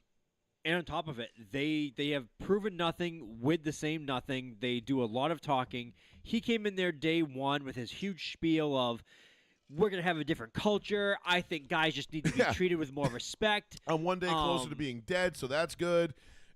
Oh, by the way, what a dramatic turn from day one with the Dolphins of like, this place needs a turnaround. We need more positivity. This season, one day closer to death. Yep. Like, and honestly, I think he knows. I think to me, that's his subtle way of letting him know, like people know that the writing's on the wall. Now, I'm listen, not surviving this season. I do think, I've said it many times, he will be someone's great offensive coordinator. Very tremendous smart. offensive coordinator. Very smart offensive coordinator. He sucks as a head coach. The whole And listen, let there's- the guys that's not, run the asylum and that's not a knock on him. Listen, some guys are cut out to be head coaches, some guys aren't. That's fine. listen, contrary to popular belief, not all men are created equal. Yep. Okay? Some of us have better strengths and worse weaknesses than others. That's fine. We get it. You just because you can call plays and remember, if you're like me and you use that tism to your advantage, you can remember specific plays and play calls a la Sean McVay, but granted McVay's got a Super Bowl, that's all fine and well, but if you can't lead men getting paid, I mean, I'm talking pampered, high-paid men. This isn't like it was, years ago, and I was telling my dad this because we were talking about the Broncos building a new stadium, which we'll get into in a little bit. Yes, I get to talk to you about that. The Broncos, they're on the forefront of wanting Denver to be a destination place for people to play. They want people to want to play there. They want to have the best facilities, the best care, the best everything that money can buy. Track team. To make the players as comfortable as possible. Correct. Now, that also requires a head coach to keep them in line and understand that you are fortunate to be here and it is not your right. The problem is a lot of these guys coming in think that that's their right because some of these college programs they go to, whether it's Texas or USC or LSU, I mean, you look at some of the locker rooms that these teams play in and they cost more than my entire fucking neighborhood. Yes. And you're talking about multi-million-dollar facilities for college teams. So these kids are already pampered before they even get to the league. Yep. And then they want to come in. We're like, we want you to play for us. And they're like, you want me to play for you? That's so funny. Mm-hmm. Wow, like you guys still don't even have, how many whirlpools do you have? Like, well, we have 12. They're like, wow, that's crazy. The Rams have 20. Stupid shit like that. And you see it every year, the wooing and the trying to convince guys to come to certain teams. Because at the end of the day, $136 million here is the same as $136 million there. What makes your $136 million more valuable than theirs? Yep. What's the enticement for me to come there? So you get into this stuff, but that's the problem with these athletes these days. They're pampered. And even Tom Brady and all these other guys will say it, and without shame. And maybe that's not fair because I don't think they should necessarily be casting those stones at these guys coming up. But also I think it should be a wake-up call to the league. Right. Because you're letting the inmates run the asylum. You're letting the tail wag the dog. However you want to, splice it. The bottom line is that the power no longer is, and I'm pro player. I believe that the players should get all the money they can from these billionaires. Absolutely. They have such a short shelf in a war versus millionaires with a short with a 3-year window versus billionaires with a 30-year window. I'm on team millionaire with a 3-year window. Mm-hmm. Go get your bag, bro. I get it. I understand you got to do what you got to do. That being said, it takes a special type of person to coach these guys and get the most productivity from them. Yep. Not everybody can do that. Mike McDaniel has clearly proven that he can't do that. The fact that they went into Indianapolis and got, not just beat, but embarrassed by Danny Dimes. But the whole team looked and the Indianapolis Colts. And they looked lost the entire day. They looked like lost. They didn't care. Tyreek Hill flipping out on people, no one seemed to care. No one cared. It was like, dude, whatever, bro. Go have another kid. We don't want to hear it. Yeah, they're like, grow the fuck up. Yeah, we don't want to hear it. But let's talk about your Patriots because I feel like this Patriots-Raiders game, I low-key had it circled on my kind of want to watch for week ones. Yep. I wanted to watch the Steelers and the 1:00 games. Steelers-Jets had my attention. Patriots-Raiders had my attention. Uh-huh. Colts-Dolphins didn't have my attention until the Colts started beating the brakes off the Dolphins. And then I was like, oh, okay. And, of course, Cincinnati-Cleveland kind of had my attention as well. What did you see, Sean? From your standpoint here. Biggest thing that kind of pissed me off is that the Patriots just completely abandoned the run game.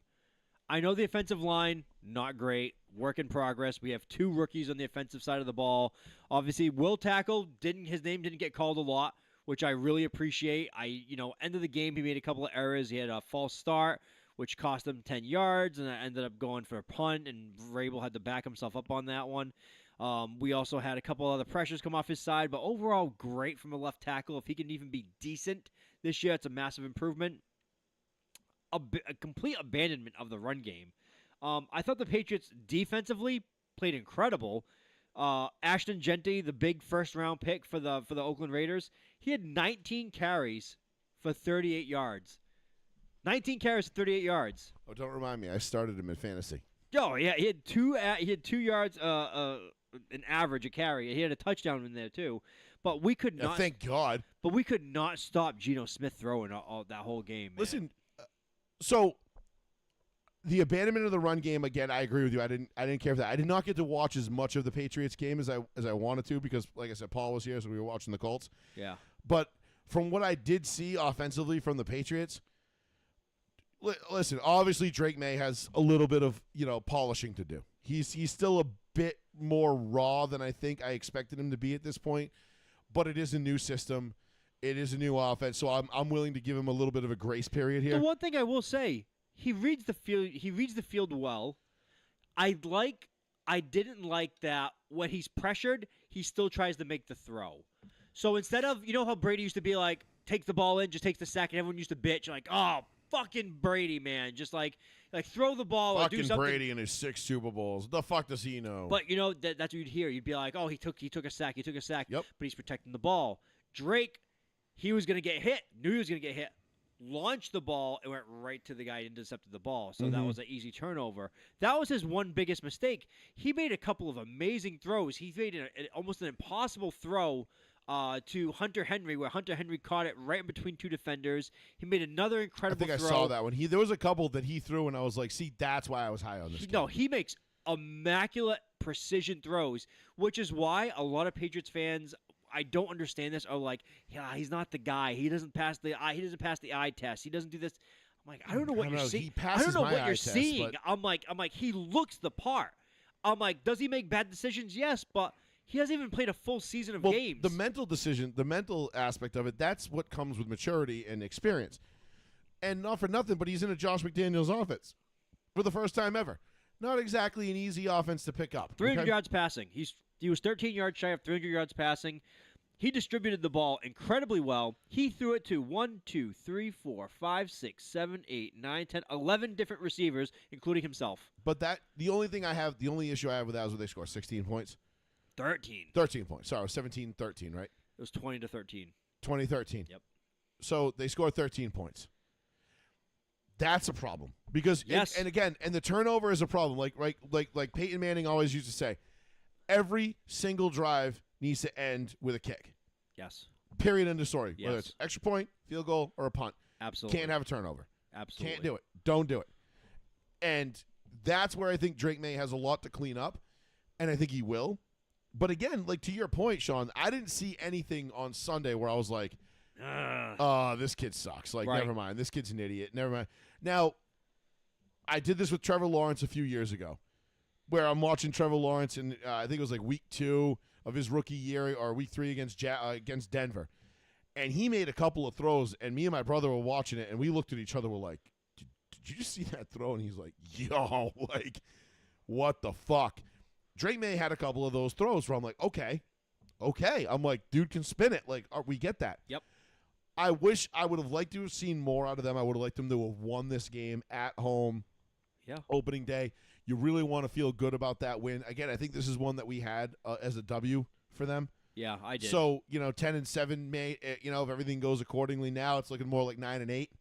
But, that's again, I know. for every unexpected loss, there'll probably be an unexpected win somewhere. But Because I think as this team goes along in the season, with Vrabel coaching it, and the offense kind of is gonna start to pick up some steam here, I feel like they're going to start to balance out, and I feel like that an unexpected win is not out of the realm of possible for them. another problem I had, Drake May, 50 dropbacks, total runs. Well, there's your number one issue. You're asking the rookie the second year guy to throw 50 times. and then, Never is that in no football game has that ever been a recipe for success. Right. And then running 18 total runs. 18.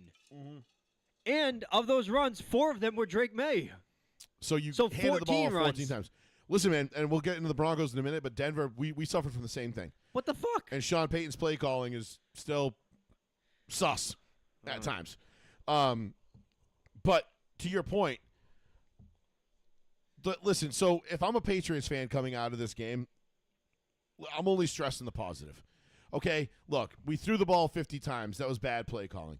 Because they were in a hole. I mean, for the most of the game, they were in a hole. They were chasing the Raiders most of the day. I think the Raiders had the lead for the majority of that We had that the game. lead Lost early. the lead, yes. And then once the Raiders kind of got it, the game started to get away from the Patriots a little bit. Correct. And the Raiders, with a veteran head coach in Pete Carroll, a veteran quarterback in Geno Smith, Yeah, oldest some- coach of all time. yeah, and some decent talent on that team. I mean, I'm not like, outside of Mad Max, I think their defense is pretty terrible. Coots. But offensively, you've got Genty, you've got Geno, you've got some players. Brock played amazing. Oh, Brock Bowers is unbelievable. Unbelievable. But the Raiders, we said it last week before the season when we did our picks. Yeah. That listen, don't sleep on the Raiders. I don't think the Raiders are going to be a playoff team. I don't even think they're going to be in the conversation for the playoffs. I don't think so either. But they're going to be a really tough 7-8 win team. Yeah. And for me, like, to put them at that level is for the first time in a long time that I'm giving them that many wins. But I know what Geno Smith did in Seattle with Pete Carroll, and now they just kind of moved over to Oakland, and they're gonna do what they can to, again, change the culture, change the direction of that franchise. They're going to use up Ashton Genty for all he's worth, these young, fresh legs coming in. Now, to all the people that told me Ashton Genty could rush for 2,000 yards this year, you're dumb. Told you. He wasn't doing that. I don't know why that was like a hard thing for anybody to comprehend or understand, but you'd be surprised. There's no way in hell he's doing that. I would say 1,200 yards would be a major success for him. Major success. He looked by the end of the game, he looked like he was like, well, he could be beat up. He was a rookie. Yeah. He was a rookie, dude. You know what I mean? How many times did he run the ball? 19 for 38 yards. 19. So, not a lot of carries. Nope. But the Oakland offense, I don't think is going to be anything spectacular. They don't have a great offensive line. They've got a decent quarterback, and but Geno can only do so much. When they play Denver, in a couple of weeks, they might not. He might not even break 38 yards. You know what I'm saying? Just because that team is they're just not built right now to succeed against elite talent. Yeah. Elite defensive talent, which I believe the Patriots don't have, but they're borderlining on.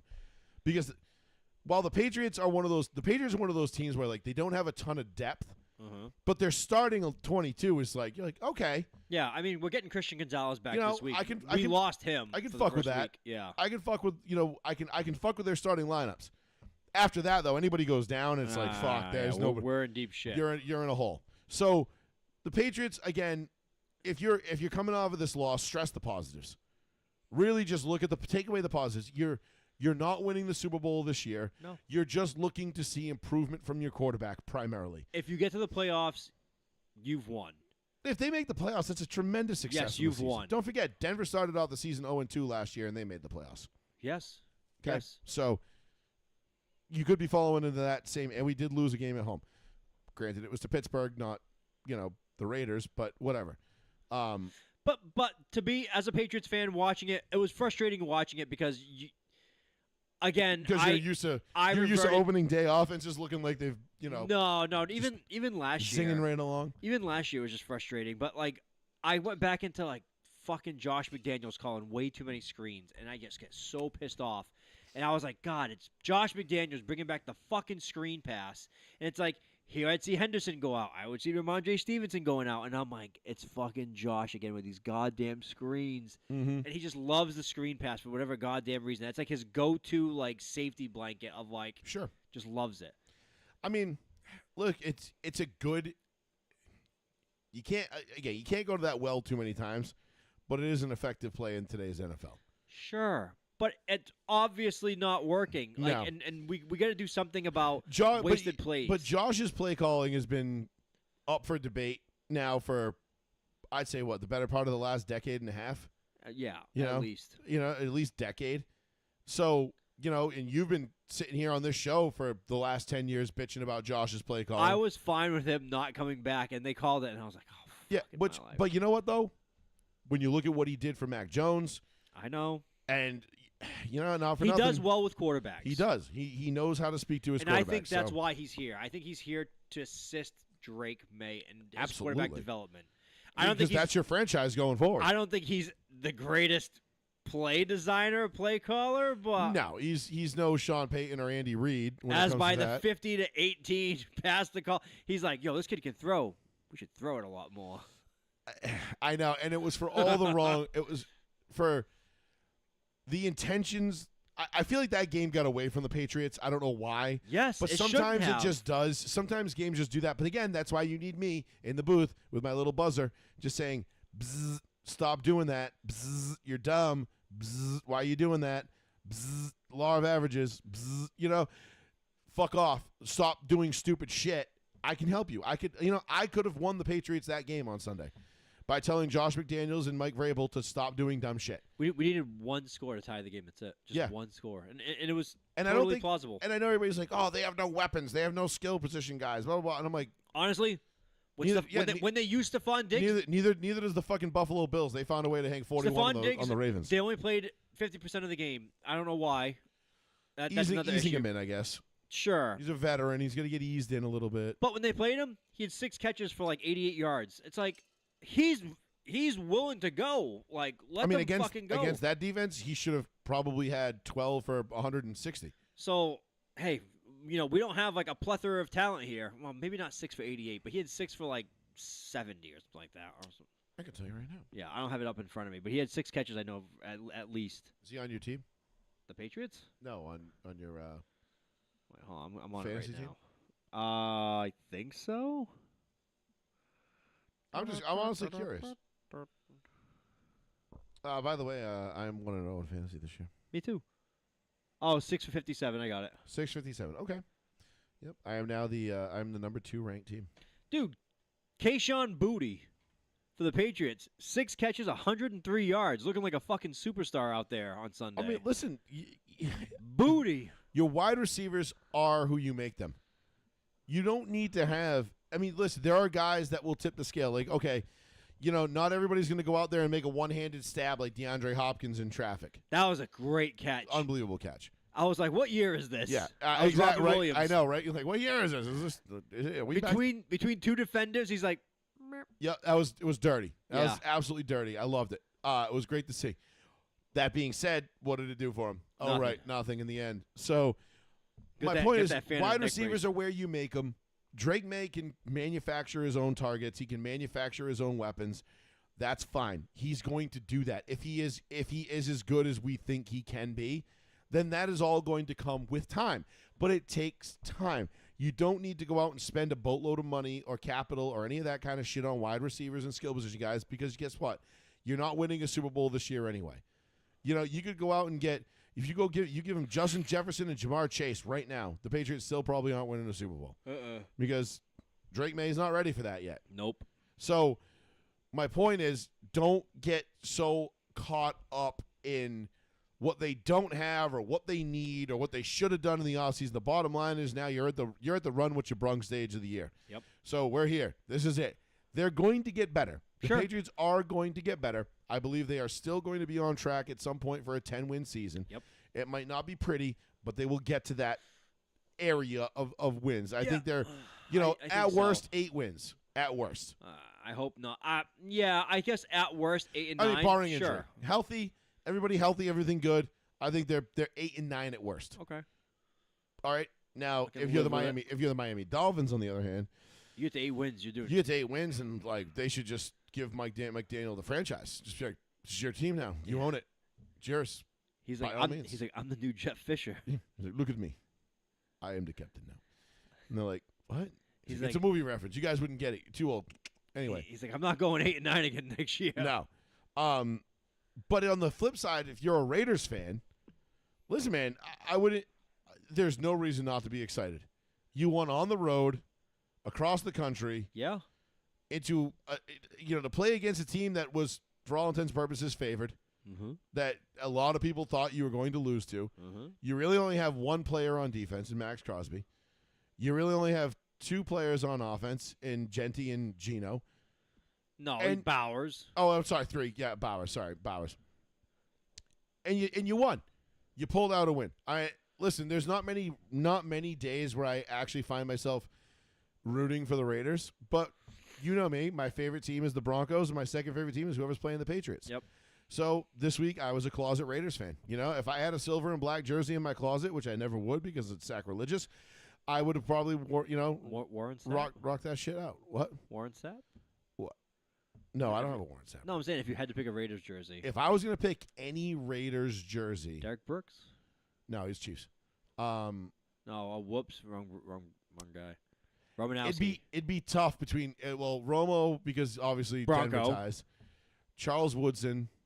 Okay. But honestly, if I was gonna go Raiders jersey, I'm talking like Tim through and Brown? through. Lincoln Kennedy. Wow, offensive lineman? Yep, Damn. might be my favorite That's Raider old of all school. time. Well, he played his entire career there, I think. I'm pretty sure he finished out a Raider. Yeah, holy shit. Lincoln Kennedy, my God. He was the tackleback from guard offensive lineman from the 02 Super yeah, Bowl yeah, team. yeah, yeah. He was there for like 12, 13 years. Maybe even Tim Brown would be up there. Tim Brown, another Mr. Phil Raider. Villapiano. If you're going old school. I was trying to think of somebody that like who would you wear? And then I was like, that's why I was like Warren Sapp, and I was like, yeah. And then Brooks, I was like, well, no, wrong guy, wrong team. And I was like Romanowski. I was like, all right. Oh, you said Derek. Sorry, Derek Brooks was Tampa. Derek Brooks of Tampa. I picked the wrong team. I thought you said. I was thinking Derek Thomas. no, when no, I said no. Chiefs. Derek Thomas is Chiefs. Brooks is Tampa. I know. Brooks. but Yeah, Brooks had the. I thought he switched over to the Raiders at the end. He didn't. No, he retired a buck. But Romanowski, I can picture you wearing Romanowski Raiders because Romo was a Niner, a Bronco, and a Raider. Well, did he play with one other team at the end? Did he play like 1 year with like the Packers or some shit at the end? Maybe. I don't think so. That was like, didn't he have like 1 year off roids and he was just like trying to like just play? I thought those just those three, but you could be right. Niners. Oh, he played for Philly for 1 year. Oh, that's what it was. 94, Okay. 95, he played for Philly. Then he came to the Broncos in 96. and was Okay. there until 01. I thought it was one team for 1 year. He did some shit. I think it was 2 years in Philly. Yeah, he played 2 years, 94, 95 in Philly. He was San Fran from 88 to 93, 94, 95 in Philly, and then Denver until 01, and then Oakland his last 2 years, 02 Who and the 03. fuck signs a 2-year contract? Oh, back then, that was the beginning of free agency. That's weird. I mean, think about it. When free agency, actually, yeah, that was 94 was the first year of free agency, or 95? 94. 94. So that was the first year of free agency. That was the first year he was allowed to leave. Give me 2 years. It's like, all right, I guess. I mean, that's probably all he was going to get anyway. Back then, and it was probably like 1.5 million over 2 years. Like, wow, we're blowing money. Yeah, right. 774-992-8702. We got a little bit late. We got a little ways to go here, so give us a call if you want to get in on some of this live hot sports action. We're talking Patriots Raiders right now. If you're a Patriots fan, are you stressing the positive? Are you doom and gloom? Is this the end already? Like, is the season already a waste? Where are you at? We want to know how you feel as Patriots fans about your team on Sunday. It was a brutal loss to the Raiders, a team that a lot of people, including myself, thought you should have beat. Yep. But the Raiders, did. again, to our credit, we did say don't underestimate the Raiders. They're going to be better than you think. On the year, by the way, that means like going forward, they're not going to be an easy win for anybody, I don't think. Sans those games unless they get some injuries or some shit happens, and there'll probably be a game or two against the Chiefs or the Broncos where they just like don't show up, or Another big but positive. they always seem to show up against the divisional rivals. Another big positive for the Patriots. Your defense looks fucking great. Harold Landry has 2.5 sacks in his first game as a fucking Patriot, like having like a career year as if he's like a brand new man coming over from Tennessee. It looks amazing. Your defensive line looks incredible. You have 2 linebackers essentially playing in Robert Spillane and Ellis, and then you have 5 defensive backs playing like continuously. I know they threw all over you, but your defense, only Wasn't Spillane a Raider? he was a Raider last year. Last year, right? Spillane also was one of the only people I've ever seen full on fuck up and tackle a popcorn vendor and almost kill the man. Remember? The guy was like fucking running by last year and he fucking tackled the guy and he also tackled the popcorn vendor like walking by. No. It was last year. I don't remember that. I'll have to look it up. I don't remember that at all. Was that during the Patriots game? No. Was that it was like a fucking random Raider game. He just like tackled like the when the guy stiff armed fucking Mac Jones, Oh, that was Chris Jones. Chandler Jones? Chandler Jones. Thank you, Chandler Jones. Was Chandler Jones. that was 2 years ago now, right? That was 2 years ago, Yeah. and Chandler Jones is not doing well. No. No. He's had some issues. Yes. Him, like the whole family minus Arthur Jones is fucked up mentally. Mm. I mean, you kind of have to be to do what they do for a living.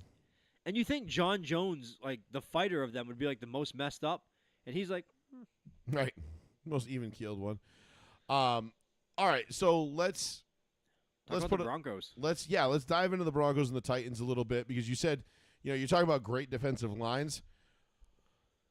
I don't know if the Titans have a great defensive line as a whole, but let me tell you something. Jeffrey Simmons Monster. is a force of nature. Monster. That man is my spirit animal. He might be my favorite non-Bronco right now. Incredible. Unbelievably disruptive and good. Yeah. He's been like that And for years. I watched every single snap of the Broncos game, obviously. Listen, I'm not going to lie. The first opening drive of the game, I'm looking at my Bo Nix MVP bet, and I'm going like, okay, we are on pace. Bo Nix was lighting it up to start the game. And then Jeffrey Simmons happened. And Jeffrey Simmons made a mockery of some of our offensive linemen. And I'm talking about an offensive line that was the number one offensive line in the league last year, outside of maybe Philly. Yeah. That being said,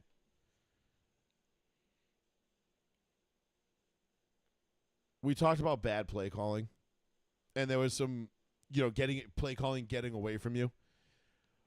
I think Sean Payton's ego, and when he said preseason that Bo Nix was going to be a top 4 quarterback in the league, Okay. I think he meant it, but I also think he was calling a game against a team that he thought they should have their way with Okay. to kind of put an exclamation point on that statement, Okay. and it got away from him. Gotcha. The Broncos average, I believe I'll say, was 155 yards on 30 carries, so they're averaging 5 yards a carry. Yep. They should have easily run for like 250 against the Titans, but they kept letting Bo Nix try to, force the ball downfield a little bit. Yeah. And there was Bo Nix made, on paper too. He had 2 interceptions. Neither one of them were really his fault. The first one was Marvin Mims.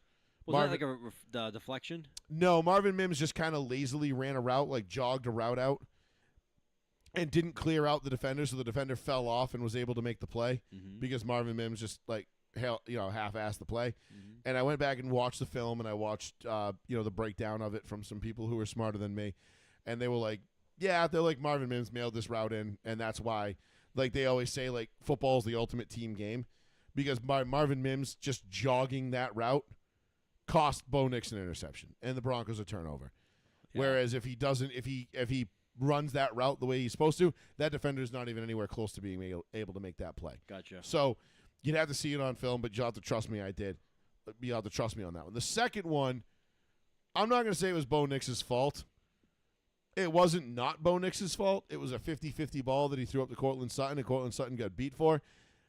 But if Jeffrey Simmons isn't barreling through a double team and just blowing the brakes off of people, Bo Nix has enough time to set his feet, settle down, and hit Cortland Sutton in stride with nothing but green grass, in 10 yards of every direction. Damn. Jeffrey Simmons was an absolute game wrecker on Sunday. I mean, I haven't seen one player on a team, a defensive player on a team, do this from that position since Aaron Donald. It was incredible to watch. This dude is a human juggernaut. Yes. And I loved I'm hating it because it's against my team, but as a defensive lineman and a defensive guy, I'm like, oh yeah. Yeah, like, he's been excellent love for that. years. Love that shit. Yeah, and he has been one of my favorite players for a long time. But he is an absolute fucking juggernaut among men. On the offensive side of the ball, I mean, listen, the Broncos held the Titans to, I want to say, 130 yards of total offense. Okay. More than half of which came on 2 plays, one of which Cam Ward made a ridiculously insane throw when he started to run and then just kind of chucked it exactly parallel to his left to Tony Pollard, and he took off for 29 yards. Those plays are not fucking common. No, they're not. And how often do those plays get picked off and then Exactly. Yeah, you know what I mean? But Cam Ward, I do have to say, where's he from? The U. Looked better than I thought he was going to look against this defense. He did not look nearly as rattled as I would have liked to him have looked against us. Yeah. I'm in a way, like, we won the game, so I can be happy about it. Mm-hmm. So I'm happy he wasn't, because I'm rooting for Cam Ward. I want him to succeed, and I want him to do well. He's a Miami guy, bro. Come on. You know, the U. We stick together, bro. I love Cam Ward. I do think that Cam Ward did a much better job getting rid of the ball on Sunday than he did ever when he was at Miami. You know, they never really got him into a position where he was holding on to the ball forever, waiting for a play to, you know, waiting for somebody to get open and having to force a ball into a gap that wasn't there. Mm-hmm. He did get sacked a bunch, but that's to be expected against the team that led the league in sacks last year. He's also a rookie. I think I saw somewhere he had, like, what was it, 13 or 15 pressures against them during the game. Nick Benito had 9 QB pressures on his own. All right, there you go then. So I mean, which is, I think, a Denver Broncos record or something like that. Like, if it's you're crazy. picking fucking number 1 overall and you're picking a quarterback number 1 overall and he's playing, he's gonna get a ton of pressures on him throughout the year. He's probably not going to have a great day. He's not gonna have David Carr pressures where he No. was sacked 80 times in one season. The guy's brain He's dead. not setting sack records. Yeah. But Cam Ward is a phenomenal athlete, and man, does he have a fucking gun. Let me tell you, I have high hopes for Cam Ward going forward. I really do. Now, on the other side of the Broncos offense, the running game looked good. Sean Payton's got to do a better job of committing more to the run, and getting the ball. R.J. Harvey looked explosive. Yeah, they fucking barely Looked used him. tremendous, and he had, I think, he ended up having ultimately, I think he had the longest run. He had like 4 carries Since, for like like, 29 yards or something like that. No, he had more than that. He had a 49-yard touchdown. No, he didn't. Yes, he did. Was it a reception? No, I thought he did like next to nothing. no. R.J. Harvey had himself a day. He had the longest touchdown run for the Broncos since Latavius Murray. What? Yeah, Am I thinking of the wrong guy? He's the running back, the new rookie, right? yeah. No, I think I have the wrong guy then. You must. You Let's see. must. R.J. Harvey. Where is he at? R.J. Harvey. 6 attempts, 70 yards. His long was 50. One God touchdown. damn. J.K. Dobbins had 16 for 63.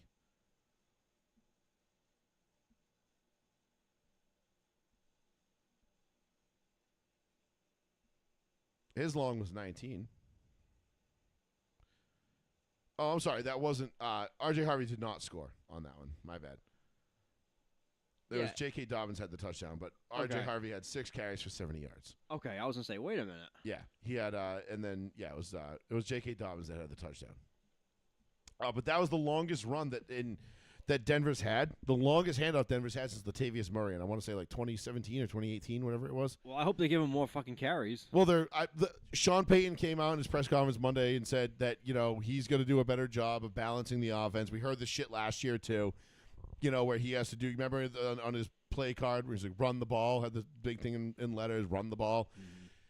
Sean Payton loves to throw, and it works. He's the Broncos offense is going to get off the bus throwing. When throwing doesn't work, they're going to continue to throw, and when that doesn't work, they're going to throw it some more until it does. Now, this is very Andy Reid, early 2000s Eagles offense-esque, Yep.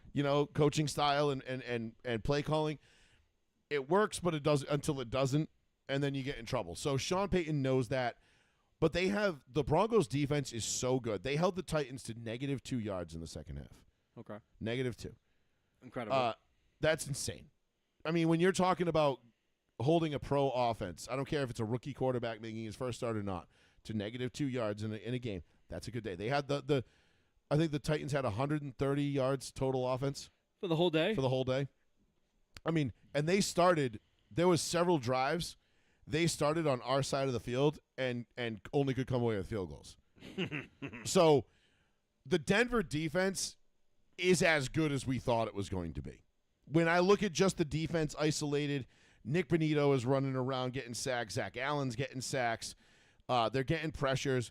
Riley Moss is out there. He got targeted 9 times. I think he gave up 21 yards through the air. Pat Surtain, I think, gave up no yards when he was directly targeted. Talanoa Hufanga led the team in tackles with 9. And was just a heat-seeking missile everywhere. Yep. Justin Chenard, the guy who's playing in place of Dre Greenlaw, our upgrade at middle linebacker, had an absolutely phenomenal day. Was out there making plays and flying around. I think he even had a sack. Like, this defense is not only, their starters are not only good, but it is deep. And it is a robust group of guys that are going to make life miserable for a lot of offenses this year. And my favorite play, I think, of the day, and it was Riley Moss blowing up a wide receiver screen, as he almost always does. Like, it's his knack. Like, he has this just knack for blowing up wide receiver screens, where he just, slips his shoulders, gets through, blows it up in the backfield, and then everybody comes and cleans it up. It's just fun to watch, dude. So let me ask you this. Obviously, I can't watch the game live because I was watching Patriots. What do you make of Bo Nix's blow up? Was it at the tight end when he was like, "Stop there, Yes. stop there"? Like, what do you make of that? Do you think it's too much? Like, is he doing too much? No, I think he's doing exactly what he needs to. He needs to be himself. Okay. If that's him being him, then yeah, do that, because he was right. Because in that coverage, if you went back, I went back and watched the film. Was it Franklin No, it was. I don't know if it was Lucas Kroll, I think it was Lucas Kroll. or Ingram? No, it wasn't Ingram. Okay. I don't think he would show up Ingram like that. Ingram's a veteran. He wouldn't do, and I think Ingram knows better. I think it was Lucas Kroll. Okay. And he was telling him, stop there, sit down in that zone coverage, show me your numbers, because right there, What, if you Trotman stop, maybe? it could have been Troutman too. Okay. Could have been one. It was Kroll or Troutman. I can't remember. But I watched it. But I watched that play. If he sits and stops, catches it, turns around, first down all day, easy peasy. Yeah, because he ran too far to the right, and then he didn't catch it, and then if he would have caught it, even if running past it, he would have ran right But to you the know defender. what? You know what that was, Sean? That was one of those instances where it was just, it's early in the season. They don't have that kind of, now they'll know, because Troutman sees grass, or Kroll, whoever it was, sees grass in front of him. If you see grass, you keep running. There's no defender there, you keep running. You know Yeah. that's an open spot. Yeah. He saw grass, he kept running. Knicks obviously expected him to sit down because it would recognize the coverage pre-snap, which maybe he did or didn't. But regardless, they just weren't on the exact same page. Those are things that are going to happen over the course of a season when you clean up mistakes like that and you clean up little miscommunications like that, then your offense starts to click. Then your offense starts to roll. But this is the Right. NFL. Those little tiny details make a massive difference. Yeah, of course. Massive difference. We just talked about it. Marvin Mims not running 100% on that route and clearing out that defender and allowing him to fall off and make a play on the ball. Now, somebody, I forget who it was. I think it was it Benny Fowler, ex-Broncos receiver from the 2015 team, said if you had done that in a game, Peyton Manning would have been in your face on the sideline ripping you a new asshole. Makes sense. Because he's like, that interception goes on my stat sheet because you were being fucking lazy. Right, yes. So fuck off. And that shit matters to guys. But that's when the quarterbacks are just call him off, get off the field. Yeah, get off the field. Yep. And if you do that in practice, good luck getting any reps. Yeah. And so nonetheless, it's those little things that will come together. I would like to see the Broncos balance the run more this week with the pass. I feel like a lot of teams have been in the run this And week. we'll use it. But you have R.J. Harvey. You have J.K. Dobbins. You brought them here to upgrade the running back room. Yeah. Use them. Yeah. Do it. I think they'll be fine. But what is extremely encouraging, because again, Sean Payton got a ton of shit for the final play call that he made on offense. Yeah, he didn't punt The 4th it. and 8. Yes, he decided 4th to and go 8 for with it. 50 seconds to And go. they said he tried stat padding Bo Nixon. Well, Nix's, They say it was stat padding, and they were like, "Oh, he's trying to get Bo Nix to because he said he was a top 4 or 5 quarterback and he wanted to pad his stats but, because." but I'm one like- play. But so 4th and 8 obviously is a tough play to convert, right? Yeah. At this point, you're thinking all right, do we punt it, take a little more time off the clock, and try and pin him down inside the 20, and let our dominant defense go to work? Right. Well, Sean Payton said, fuck that. Our dominant defense isn't going to let them score a touchdown anyway. So I'm going to go for the touchdown and try and salt this thing away. Yep. The play that they drew up it was immaculate. If you go back and watch it, now Nix throws it to Marvin Mims, who has about 2 steps on his defender, and just overthrows Mims by a small amount. But if you watch Cortland Sutton on this, Cortland Sutton, if he throws it to Cortland Sutton, Cortland's running all the way to Indianapolis. He is Sean. It was a double crosser, and they went blitz zero. Tennessee did. So they blitz everybody. In Tennessee's defense, it worked. The blitz zero worked because they got to Bo Nix before he could see Cortland Sutton, and he was forced to just throw it up early to Marvin Mims and kind of on a hope and a prayer. Right. He wasn't able to set his feet, threw a lollipop, kind of popped it up there. It was a 50-50 ball if, he had underthrown it a little bit, but he Correct. overthrew it a little bit. Marvin Mims couldn't catch up to it. Yeah. But if he has a chance to set his feet and make that read, I mean, Cortland Sutton's defender got caught in the traffic of the blitz and the crosser, and Cortland Sutton's running wide open. I mean, he's gone, and the game's over. It's 27-12 with 35 seconds to go, 37 seconds to go. It's a wrap. I didn't see a big deal, even if they did when they didn't get it. People were killing Sean Payton for this play call, and I'm like, okay, I'm with you. I get it. Like, if we're playing Philadelphia or Washington or Kansas City or the Chargers, yeah, let's didn't punt matter. it. You were already up 8 anyway. But it was already going to be tough. You need a touchdown and a 2-point to convert it. Yeah, They still got to go 60 yards at that point because it was on the 40. correct. So they're still going to have to go 60 yards, touchdown and a 2-point against a defense that had held them the negative 2 yards. So just try going for the win either way. 'Cause Yeah. If you score, what the whole field can score. If we score, game's over. If we don't score, defense going to go back out there for 50 seconds. Game's still over. Not a big deal. I thought it was a huge overreaction to kill Sean Payton for that It's always a huge overreaction. because it didn't work. But if it works, it's Sean Payton, the riverboat gambler, and Yes, I know. there it is, and that's why they're going to win. But I think Sean wanted Bo Nix to have 200 yards, 2 touchdowns, to go with the 2 interceptions and everything else and all that kind of shit. There's plenty of time to pad stats down the road. We'll worry about the numbers when the numbers, when we can. Yeah, it's not a big fucking deal. It's not. But in that situation, I was 50-50 on what I would have done. They also could have kicked the field goal. Yes. It would have been a 57-yard field goal, which I think was pretty well within Will Lutz's range. By the way, what's up with so many kickers nailing 57, 58 yarders with ease now? Kickers are getting, dude, I'm telling you, the kicking game, I'm not saying it's getting better, but the distance is definitely growing. Like on Because average. because I think what you're having is you're having guys that are just like understand that they're a kicker and they're only going to be a kicker and they're leaning way harder into being a kicker. And some people have tremendous leg talent. I don't know.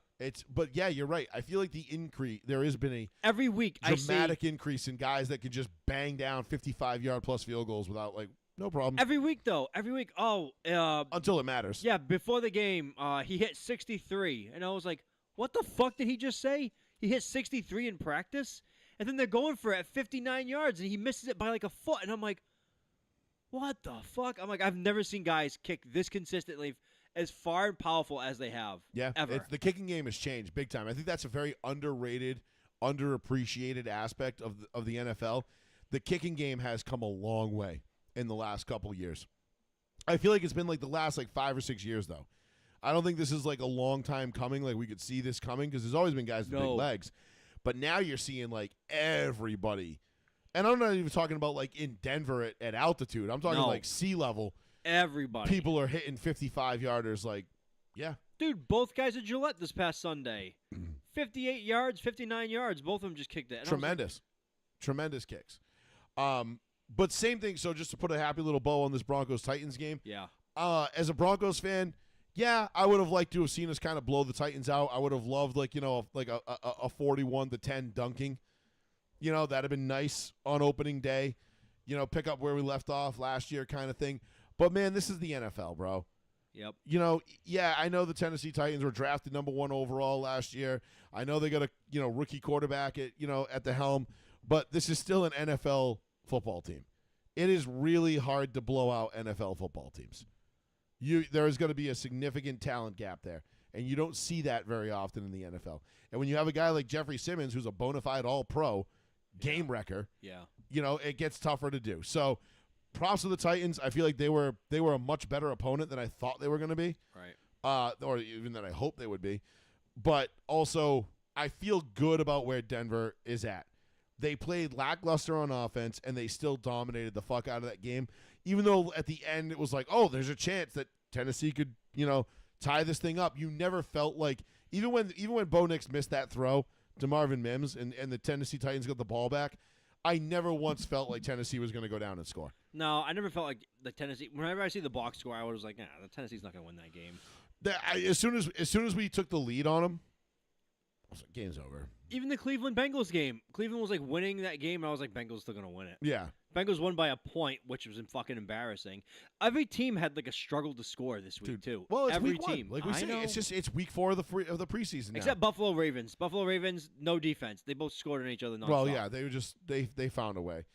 But yeah, so that's my feelings. Again, if I'm a Broncos fan, which I am, I'm doing a lot like New England. I'm just stressing the positive here. You know, Bo Nix made some great throws at times. They had some really good-looking plays. They had some really good-looking stuff on offense. But defensively, they were just absolutely lights out. Yeah. Lights out. And that is, I think, going to continue because they're going to get. I think they'll get Dre Greenlaw back for Week 3 against the Chargers. And then we'll see how that goes. Like that's because that's a huge upgrade. Yeah. I mean, not that Justin Stronad has played poorly at all. I think he played tremendous yesterday. We'll see how he does on Sunday at Indianapolis. Yep. And hopefully we can, avoid a Miami Dolphins-esque fucking performance, because that would be really devastating to my cause if we go into Indianapolis and lose in embarrassing fashion. But I don't think that's going to be the case. I think they're going to go win. I think they're going to dunk on Indy. I think they're going to show Miami and the world what the Colts really are and what and prove that this is what good teams do to bad teams. I think that's what this game is going to be for Denver. Right. First road game of the year. This is what a good team does on the road to a bad team. And you'll see. So 774-992-8702. We got a couple minutes left. Before we get out of here. We got to talk about Steelers Jets. Steelers Jets, dude. Rex Ryan before this game says this is the most important game for the Jets to win all year. And he said, I quote, if you lose this game, he goes, you can't. He goes. As a franchise, you got to pack it in and just get out of there for the whole season. Aaron Glenn came in and said the reason why this team lost is because of Aaron Rodgers. He goes, you can't lose this man week 1, and they lost to that and man. they did. And we both said it. We said we like Aaron Rodgers on the Steelers. Aaron Rodgers is going to play very well in the Steelers. A lot of people, I find that really funny and hard to believe that a lot of people. Because, again, it just goes to show you who did and didn't watch the Jets last year. Yeah.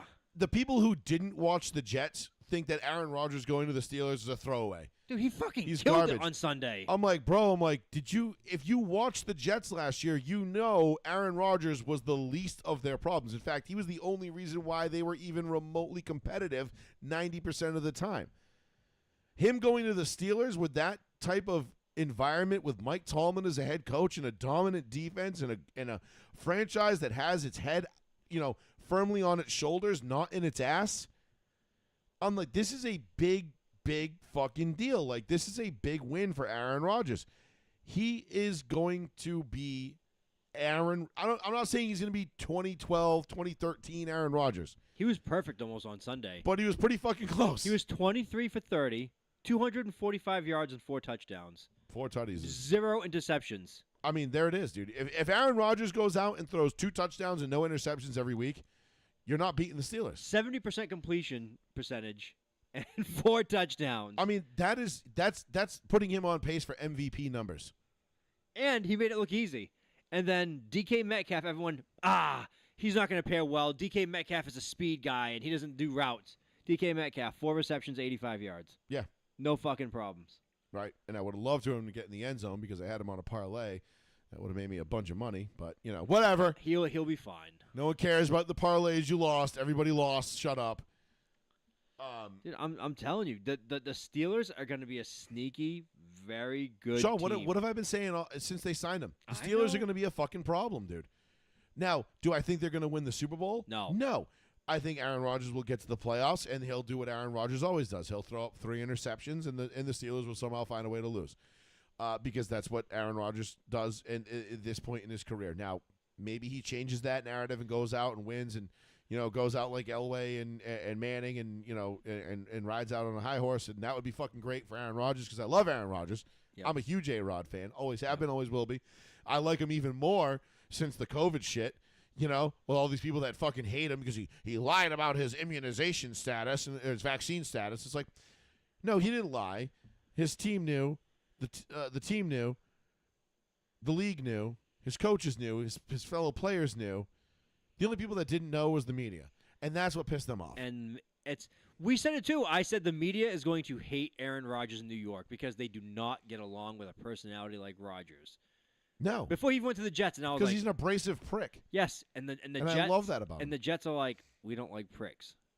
Period. Cool. They want open people who are gonna like give them all the answers they want and tell them, oh yeah, I Right, don't just agree the with same those way they issues." hated Parcells.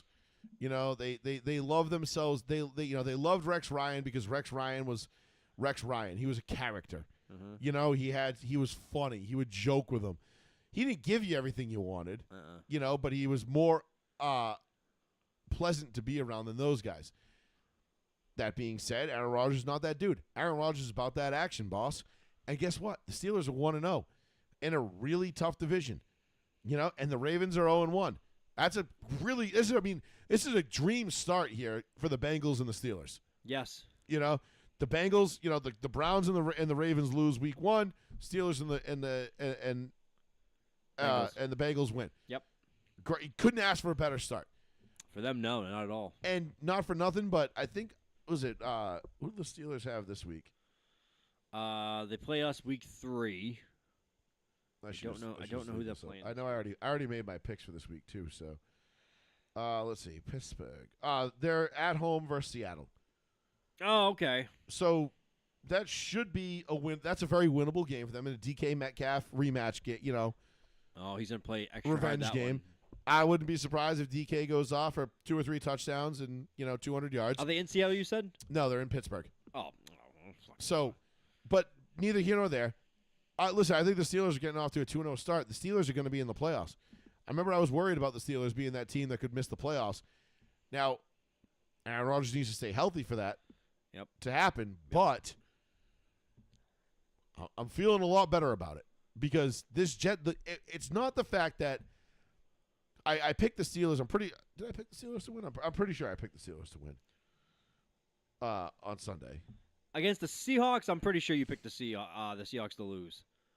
No, I picked Pittsburgh to win against the Jets. Okay. So all I'm saying is I picked Pittsburgh to win. I'm picking them to win again. I feel good about the Steelers going forward here. I really do. And I'm not trying to overrate them or overstate them, but with that defense and Aaron Rodgers, you're gonna have that. They're a problem, dude. They're a big problem, and they're gonna be 2-0 after next week, after Sunday. And listen, I've seen teams start 6-0 only to finish 8-8. Yeah, Cough. Unfortunately. Josh McDaniels, cough, cough. It can't happen, but I don't think it's going to happen with a healthy Aaron Rodgers on that Steelers team. They're too good. They're too talented. They're too well coached. I think they're going to be an 11-12 win team, very much in the mix for the AFC North. And they're going to, again, they'll blow it, when the time comes, whether it be against Baltimore or, whomever, Buffalo, whatever, Kansas City, Denver, I don't know, who cares, doesn't matter. But they'll figure out a way to blow it because they usually do. Right. But they're going to be there.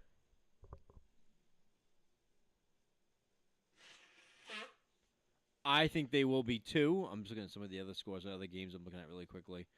No, we both said it, just not to keep harping on it, but no, it's not the game I wanted. Fuck. But besides that, what else? What other game do we want to get into a little bit? Hold on. I went to fucking preseason by accident. You dick. We got about 6 minutes before we get out of here. Wait. I mean, we have as long as we want, really, but I know. Hold on. Can we talk about the Karen lady for the Philadelphia game? Ridiculous bitch. Oh, the Philadelphia Phillies, yeah, the Karen who went and took the ball from that little kid. First of all, I can't stand personally the people said, well, she was right. How? No. The guy was in the row, walked over, leaned over, grabbed the ball, walked back, and gave it to his son. Game. Game a over. home run or foul balls, it's a mad All dash in for play. whoever gets there. All in play. It's a mad dash to whoever gets there first. Period. End of story. That's it. The guy was way too passive and just being like, I don't want any problems. Here's the ball. Bye. The kid ended up making out like a fucking bandit. They gave him a bag. He met a player. He got a signed bat. He got jersey. He got a ton of shit. So the kid ended up making out 10 times better by not getting the ball. But then this woman was like bastardized by the internet. Hope it was worth it, bitch. 'Cause, Yeah. Like, and again, And I- she had to basically leave the game because there's videos of her after from people around the section Yeah. booing her, and she's flipping everybody off, like fake licking the ball, like flipping people off. And then her I'm assuming husband, boyfriend, whoever that is, get up and leave. That guy, biggest pussy on earth, the guy who was with that woman. He does nothing to defend her, lets her get insulted by everybody around her, and then just gets up and leaves. Like, I mean, you can't show your face around there. but why is it like why is it every single woman that acts like that Look always exactly the same. they always have this they always have the Liz Warren haircut with the glasses. That You know what I mean? Like the same woman that screamed when Trump first won the street. No, with Yeah. the yellow rain jacket. like they It's all her. they all have the same look and like it's a fucking baseball at a game and the guy gives it to a kid. His son, who's like 12. Yeah, like that means more to that kid than it's ever going to mean to you. And you know what? In a way, I'm glad that she did it and it was all caught on camera because, like you said, that kid made out. Yeah. You know, probably way better than he could have possibly imagined. But, like, I don't know what possesses people to just be such fucking cunts in public, especially these days when you know everybody has a live stream going. Yes. Everyone has a YouTube channel, bro. Everyone has a TikTok live. Everyone can go on Instagram live. People are Facebook living you right now. And then I mean, she got outed in a matter of hours. Like, I guess she was an administrator for a school system. Well, that was like unconfirmed. Unconfirmed rumors, but whatever. You know, but like, doesn't she look like every shitty fucking vice principal you've ever had? Yes. You know what I mean? Like when you're like, oh, you don't want to go to her office. You're better off going to the principal's office. You go to her office, you're fucked. You know what I mean? You're like, yeah, no shit, I can tell. You know what I mean? Like, it just goes. I don't know. I don't understand what possesses people to be that big of a bitch in a public space. Well, because the guy ran 12 seats down to get to the home run ball that you couldn't get to because you were too old and decrepit to get over the chairs to get it. Like, Right. sorry, lady, it wasn't, you know, if it landed one more row up, it was yours, but it didn't. Somebody else beat you to it. Home runs and foul balls are mad dashes, man. I mean, how many times we see the kids in Houston, you know, jumping over the wall onto the hill, you know, to go grab the ball on the fucking grass? First of all, where is all this hatred for that asshole grown man who goes to every ballpark and fights people to collect home run balls? What's that dude's name? You know what I'm talking about. No, I don't. Bald grown man who has like 800 or 1,500 home run balls. He goes to every ballpark. He's That's, caught. I mean, that's going to be a mental illness, right? He has no fucking job. Obviously. What's Or his name? life. Like, I mean, but like, what do you give a fuck about a home run ball that bad for? Like, honestly, it's just a fucking baseball. You can literally go buy any used baseball at any place and be like, and tell everybody, like, this is the home run ball. Holy shit. Zach Hampel, he has collected 12,000 baseball home runs in his life. 12,000. That's dumb. That's gay as fuck, my guy. Okay. You need a fucking hobby, bro. Even if this, I guarantee he's single. He has never seen a vagina. That guy has never gotten laid. He definitely subscribes to several OnlyFans accounts. How many games has he been to? Like, listen, I get, like, being a collector of stuff, but that is just absurd. That's borderline. Like, now I'm looking at you like a sociopath. He has been to 67 MLB stadiums. Obviously, old and new. Yes, I know. I understand that, but what the fuck? And how do you How old is this man? and how do you end up with 12,000 home run balls? He has some milestones, including Alex Rodriguez' 3,000th hit, Mike Trout's first home run ball. This is fucking crazy. How old is this dude? But how do you even get in a position to do that though? You know what I mean? 1977 he was born. He's not even that old. Dude, he's not that much older than me. The fuck? 8 years old. He's 48. Not even 50. I'm sorry, dude. You sound like that. Sounds like loser behavior. I'm sorry. Like I'd have to hear the story behind this guy, but like if I'm just judging a book by its cover right here, I don't have any respect for this man. His first game he attended was in 1990 at Shea Stadium. 1990, when he was 13 years old. Yeah, and he's been going to games. He's been going to games nonstop since 1990. Okay. How? Why? Like, I get you love baseball, but like nobody loves baseball that much, asshole. He does. No, this is borderlining on something else. Like, if you're fighting people for home run balls, like that's. In 2022, a documentary was made about him. Zach Hampel versus the World was released, in which fans have spewed their hatred against him. I don't doubt. I mean, why wouldn't you? This guy sounds like a complete fucking jackass. I'm not even trying to be an asshole right now. No, he fights kids. He fights kids and old people for like baseballs and stuff like that. Oh yeah, he's right up there with biggest asshole. Like if kids, bro, if I saw a guy my age ish fighting a kid or an elderly person for a baseball in the bleachers, I can promise you that elderly person or that kid is not going to be fighting by themselves. Hampel acquired a ticket to a Fort Bragg game, which is for active military duty only, and pretended to be active military in order to get to this game. What an asshole. And he's proud of that, I'm sure. Needed to catch a home run ball in that game. I'm sure he's proud of that. Stolen valor just to catch a ball. I mean, I don't know. He caught 11 balls at the Fort Bragg game. How? Come on. Yo, because all the military people are like, dude, we don't fucking care. We got stuff to do. Yeah, but how? How do you even get 11 balls hit in your direction? Dude, he's probably just running the outfield back and forth. I don't think he sits down. I think he just runs the concourse in every stadium. He has to be. Dude, what an asshole. Like, that's just, like, dude, like, if you go to your seat and you sit in a spot and somebody hits one to you and you stick your hand up and the ball sticks, then cool. You know what I mean? But like me, like if I go to Fenway, right? And I catch a baseball at a home run, it's a home run. I don't give a flying fuck. Like, the first thing I'm going to do is look around for a little kid to give it to. Yo, hey, you should read this later. He's being accused of bumping hundreds of fans, including children, to catch balls. In 2017, Clayton Kershaw refused to give Hampel a ball prior to a Dodgers game, claiming Hampel had already caught over 7,000 balls and he knew who he was. Dude, he's one of those guys that, like, Aaron Rodgers gave shit to at the golf course. Everybody was, like, dicking around, those people that just, they're autograph vultures. In 2022, so 3 years ago, he knocked down a Colorado Rockies usher down the stairs attempting to catch a home run ball. That's fucked up. I mean, he could have just been looking up, eyes on the ball, and didn't see him. But I know, but I come doubt on, it had man. intent. But, like, honestly, like, dude, situational awareness much? A young fan caught a home run ball, dropped it in his excitement. Hampel grabbed the ball and ran away. That's a dick move. And when caught up, he said, he dropped the ball. It's fair game. It's my ball. I quote. That's a mental illness, dude. That's mental illness. Wow. I'm sorry. That's like some, like, not OCD, but, like, that's some just straight up fucking.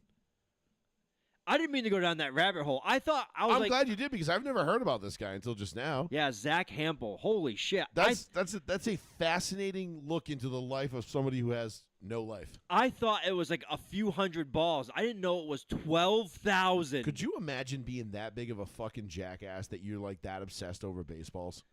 He doesn't work. There's no way. His dad or his parents he's make probably all his on the fucking spectrum and is probably special needs and doesn't, you know what I mean, has never worked a day in his life.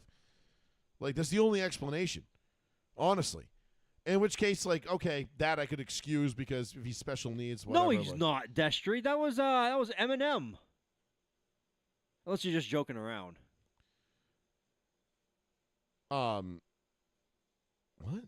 He said Destry says he's the dude on Happy Gilmore screaming jackass. On the new Happy Gilmore, the one that's on Netflix, Eminem is in it, is making a cameo. Oh. And when Happy Gilmore is putting and hitting the long drive, it's Eminem dressed up. He what goes, is it? jackass. Oh, he's just kidding. Okay. Oh, okay. Fuck, I just lost my train of thought. No, we're talking about the Zach Hampel douchebag. Yeah, like I don't understand, dude. Like, Dude, 12,000 balls. could you imagine though, like having an obsession of like baseballs like that? I can't. Like, I mean, can't- but I'm a normal. I mean, like, listen, dude. Don't get me wrong. I've got some weird fucking hobbies, some weird shit. You know what I mean? Sure. I build fucking models of fake race cars that I drive on fake racetracks. I like sports cards. You know what I mean? Right. Like, Not a big deal. I collect die casts and memorabilia just the same as anybody else. But Absolutely. but I'm not like blowing through a 12-year-old kid, and shoving him down 6 flights of stairs to get to a fucking ball from some guy who hit a home run that I've probably never even heard of. You know what I mean? Like, It reminds me of George Costanza when he's at a kid's birthday party and there's a fire and he knocks over the old woman and the kid to get out of the way. just snuffs him. Like, okay, that's a little different. Saving your own skin. But no, I can't imagine, dude, just being that big of a fucking dickhead. Like, I mean, some people might disagree and say I am that big of a dickhead, just in a different way, but they can go fuck themselves. That being said, Dude, I that just- is crazy. Do you remember, I like- never thought that. you know how this dude never gets laid? Because remember that kid that was like 10 or 11 years old? I think it was at Fenway. He caught the ball, and then he walked up to like the kind of hot chick behind him and gave it to her. Yes. Like, it was like, here, this is for you. And they were like, oh my God. Like, they knew exactly what he was trying. He just sat down next to his boy, like, no big deal. Like, that kid, I hope that kid is doing really well right now. You know what I mean? He probably is. Because that kid clearly had the riz. He had the moxie, which was, and that was a power move. You know what I mean? You catch a ball and then you go and you hand it to the girl who's probably like 8, 9 years older than you at that point, which, Yep.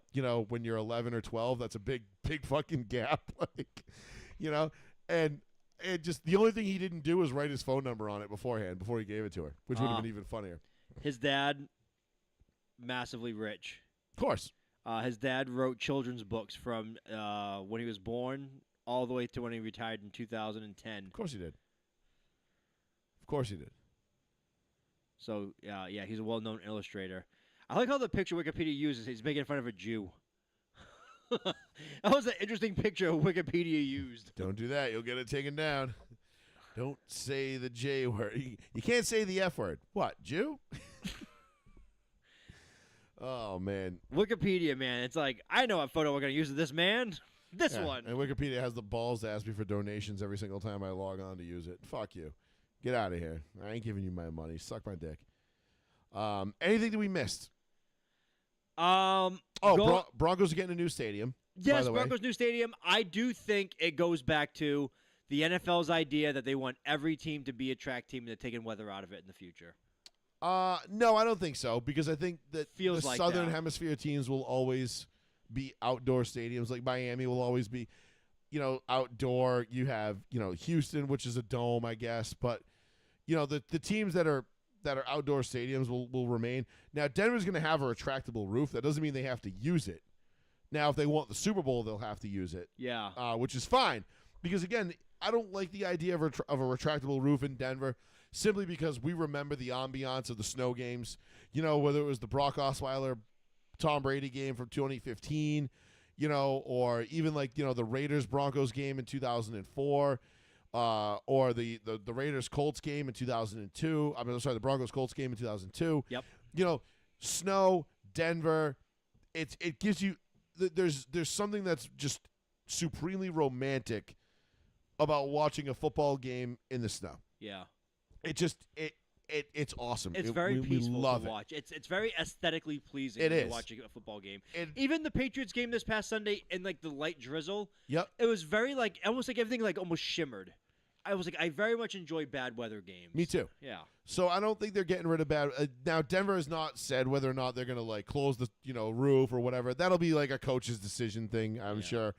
Depending on what they want to do. But the one thing that caught me about this, and this is what I love, and we always preach about, it starts at ownership, right? Yep. Like for being a good, successful football team and a franchise, Yep. starts with ownership. This is the first time I can remember in my lifetime that an NFL stadium is being built that is 100% privately funded. Yes. The Patriots tried to do it, but they didn't end up doing 100%. They ended up getting donations and sponsorships. They didn't ask the city or town of Massachusetts to do it, but they ended Well, no, up there getting, was like, there was tax revenue that was involved. No, there was at the end Yeah. originally because they fucking threatened to go to Connecticut. Remember? Right. So they ended up to keep the franchise here, Yeah. built the new stadium, all that shit. But my point is, I have never in my life seen a stadium that's 100 that they didn't even ask. Like they didn't even. It wasn't even on the table. Yeah. They were like, nope, there'll be no tax money from the city or the state going to funding this stadium. They're going to 100% fund it. And to me, when I watched the press conference and everything else and stuff today, the Waltons and the Penners, the group that bought the Broncos, the owners, they want to contribute to the city and the town and everywhere around it and the franchise and they want to make this a destination for players to come to. They want the best facilities, the best treatment centers, the best practice, weight rooms, all this kind of stuff. They want guys that when they come here to visit for free agent visits, Yeah. they want to say like, God I'll take less to play here. Yeah, exactly. You know, it's that nice. God damn. So right. And I love that for me as a Broncos fan Hell yeah, of course you do. because I'm like, fuck yeah, dude, this is great. And they're doing right by the taxpayers.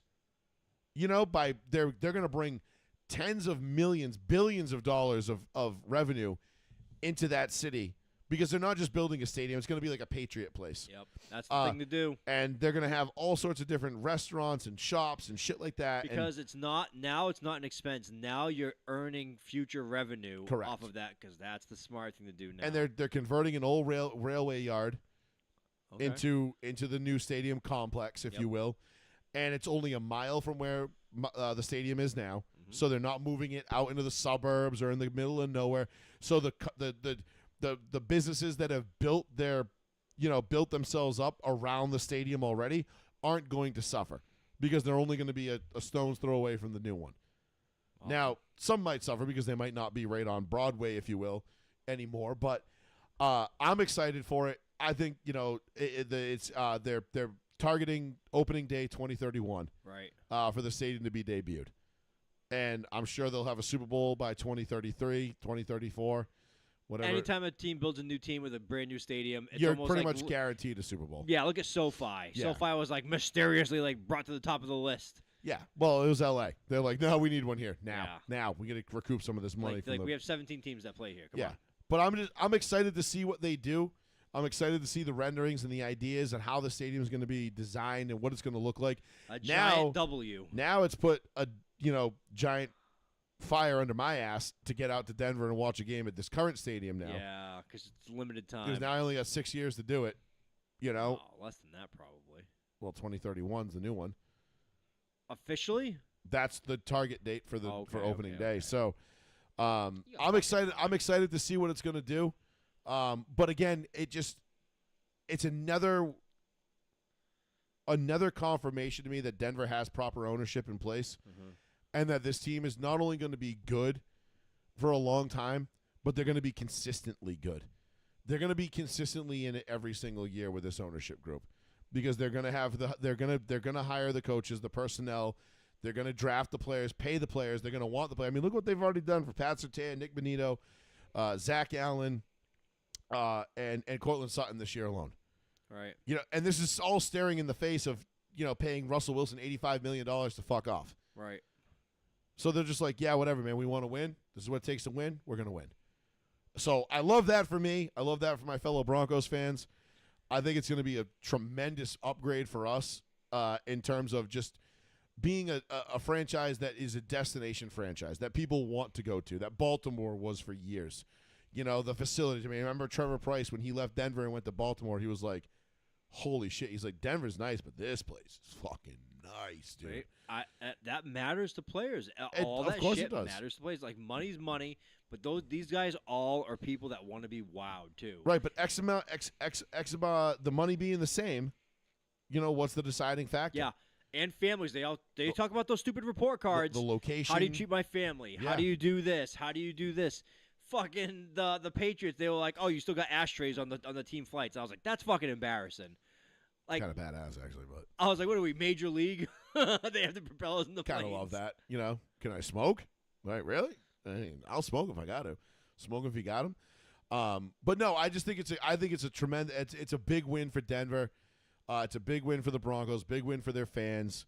You know that we have an ownership. Now we have ownership that wants to win, that wants to be successful, and wants to be the gold standard of the league. Right. And when you do all those things, inevitably that culture is going to infect the rest of the team, and it's going to result in wins.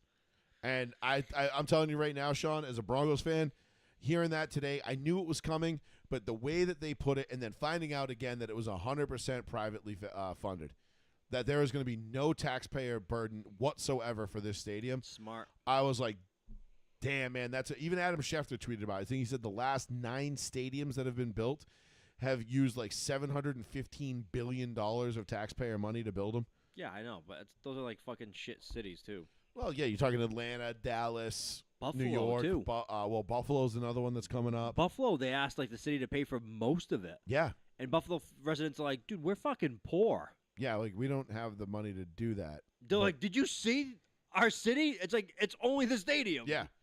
So I was thrilled to hear that part of it. I wasn't stoked on the retractable roof, but I get it. Yep.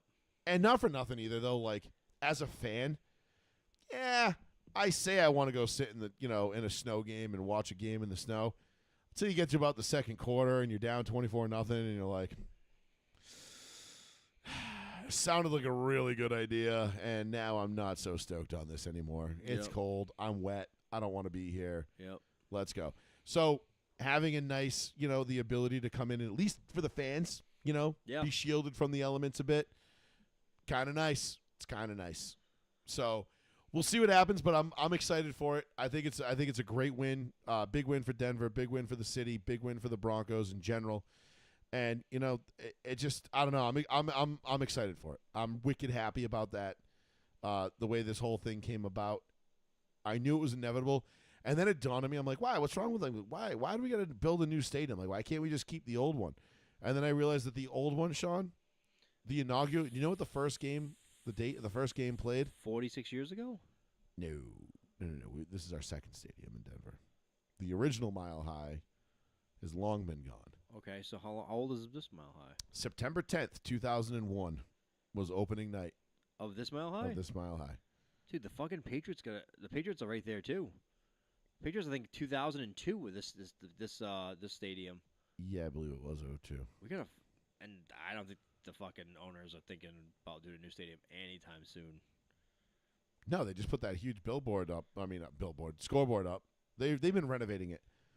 But my brother went to Mile High, Yeah. and he's been to Gillette, and he said even Mile High now blows Gillette out of the water in terms of a stadium, like to sit in and watch a game. I'm sure. He's like, dude, Gillette's a dump. I wish he was here to talk about it because he's been to both. So I'm excited to see what the new Mile High looks like and feels like because I'm excited to go there. Now I have to go, now I got to get out to Denver this year or next year for a game. Mm-hmm. And I have to see this current stadium as it is. I have to. I missed the old Mile High. Again, I was in high school. Like I said, it was the eve of 9/11 that this stadium made its debut with the Broncos and the Giants. That was the game Eddie McCaffrey broke his leg and still hung on to the ball. Yes. And they played the Giants. They blew the Giants out, and then the next morning was the worst day in American history since World War II. So neither here nor there, but I think that about covers it.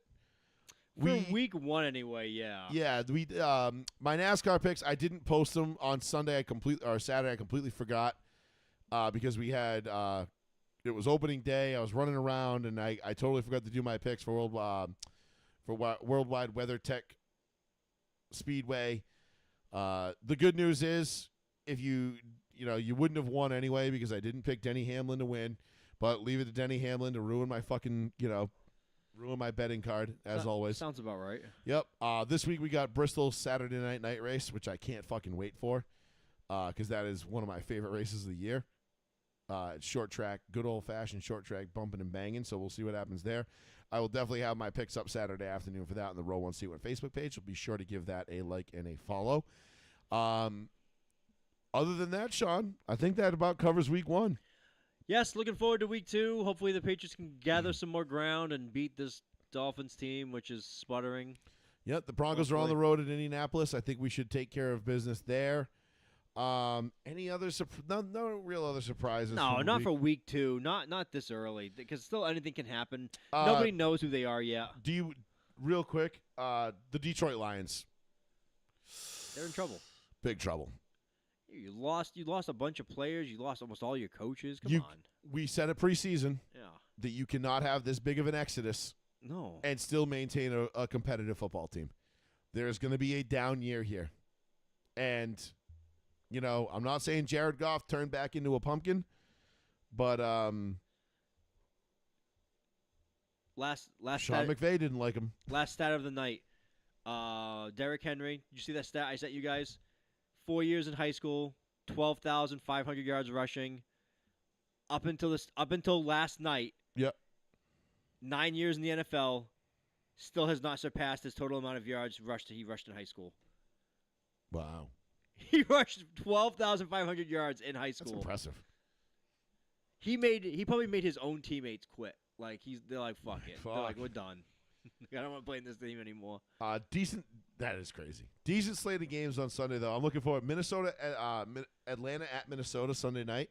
Great game. I'm looking forward to that one because I'm looking A forward lot to of youth. the mighty Penix Laser going into play. JJ Same McCarthy. draft. Love Same it. draft. Yep. And then we get a doubleheader on Monday. Tampa Bay at Houston, and the Raiders are hosting the Chargers. Okay. So 2 games on Monday night. I don't know. There's no Manning cast this weekend though, which pisses me off. We don't get that back till week 3, which will be Detroit-Baltimore, which could be an absolute trash can of a game. Yep. In fact, I believe it probably will because Detroit is probably going to get blown the fuck out. Yeah, poor Detroit. I Yeah, do feel Detroit, bad for them. Detroit is going to be – they're in for a rough year this year. You just can't lose that much talent on the coaching side. Oh, one thing I did want to comment to real quick just about the Jets. I know they lost on Sunday to Aaron Rodgers and Rex Ryan said all that shit about you got to pack it up and get out of here. I really feel like with Justin Fields at quarterback that the Jets shouldn't have even been in that game. They shouldn't have, but they played well. But they played really well, and I think that's a testament to Aaron Glenn and the culture that he's bringing to the Jets, and it is not going to be, same old Jets anymore. I think they're going to be – I think the Jets are going to be better than people think this year too. So Hey, we'll see. take that for what it's worth. But, yeah, we're going to have a great battle between the Packers and the Vikings in the NFC North. And I think the AFC West is going to come down to I think it's going to be ultimately a 3-horse race with the Chargers, Chiefs, and Broncos. And, 2 of them will be wild cards, and 1 of them will be the ultimate winner.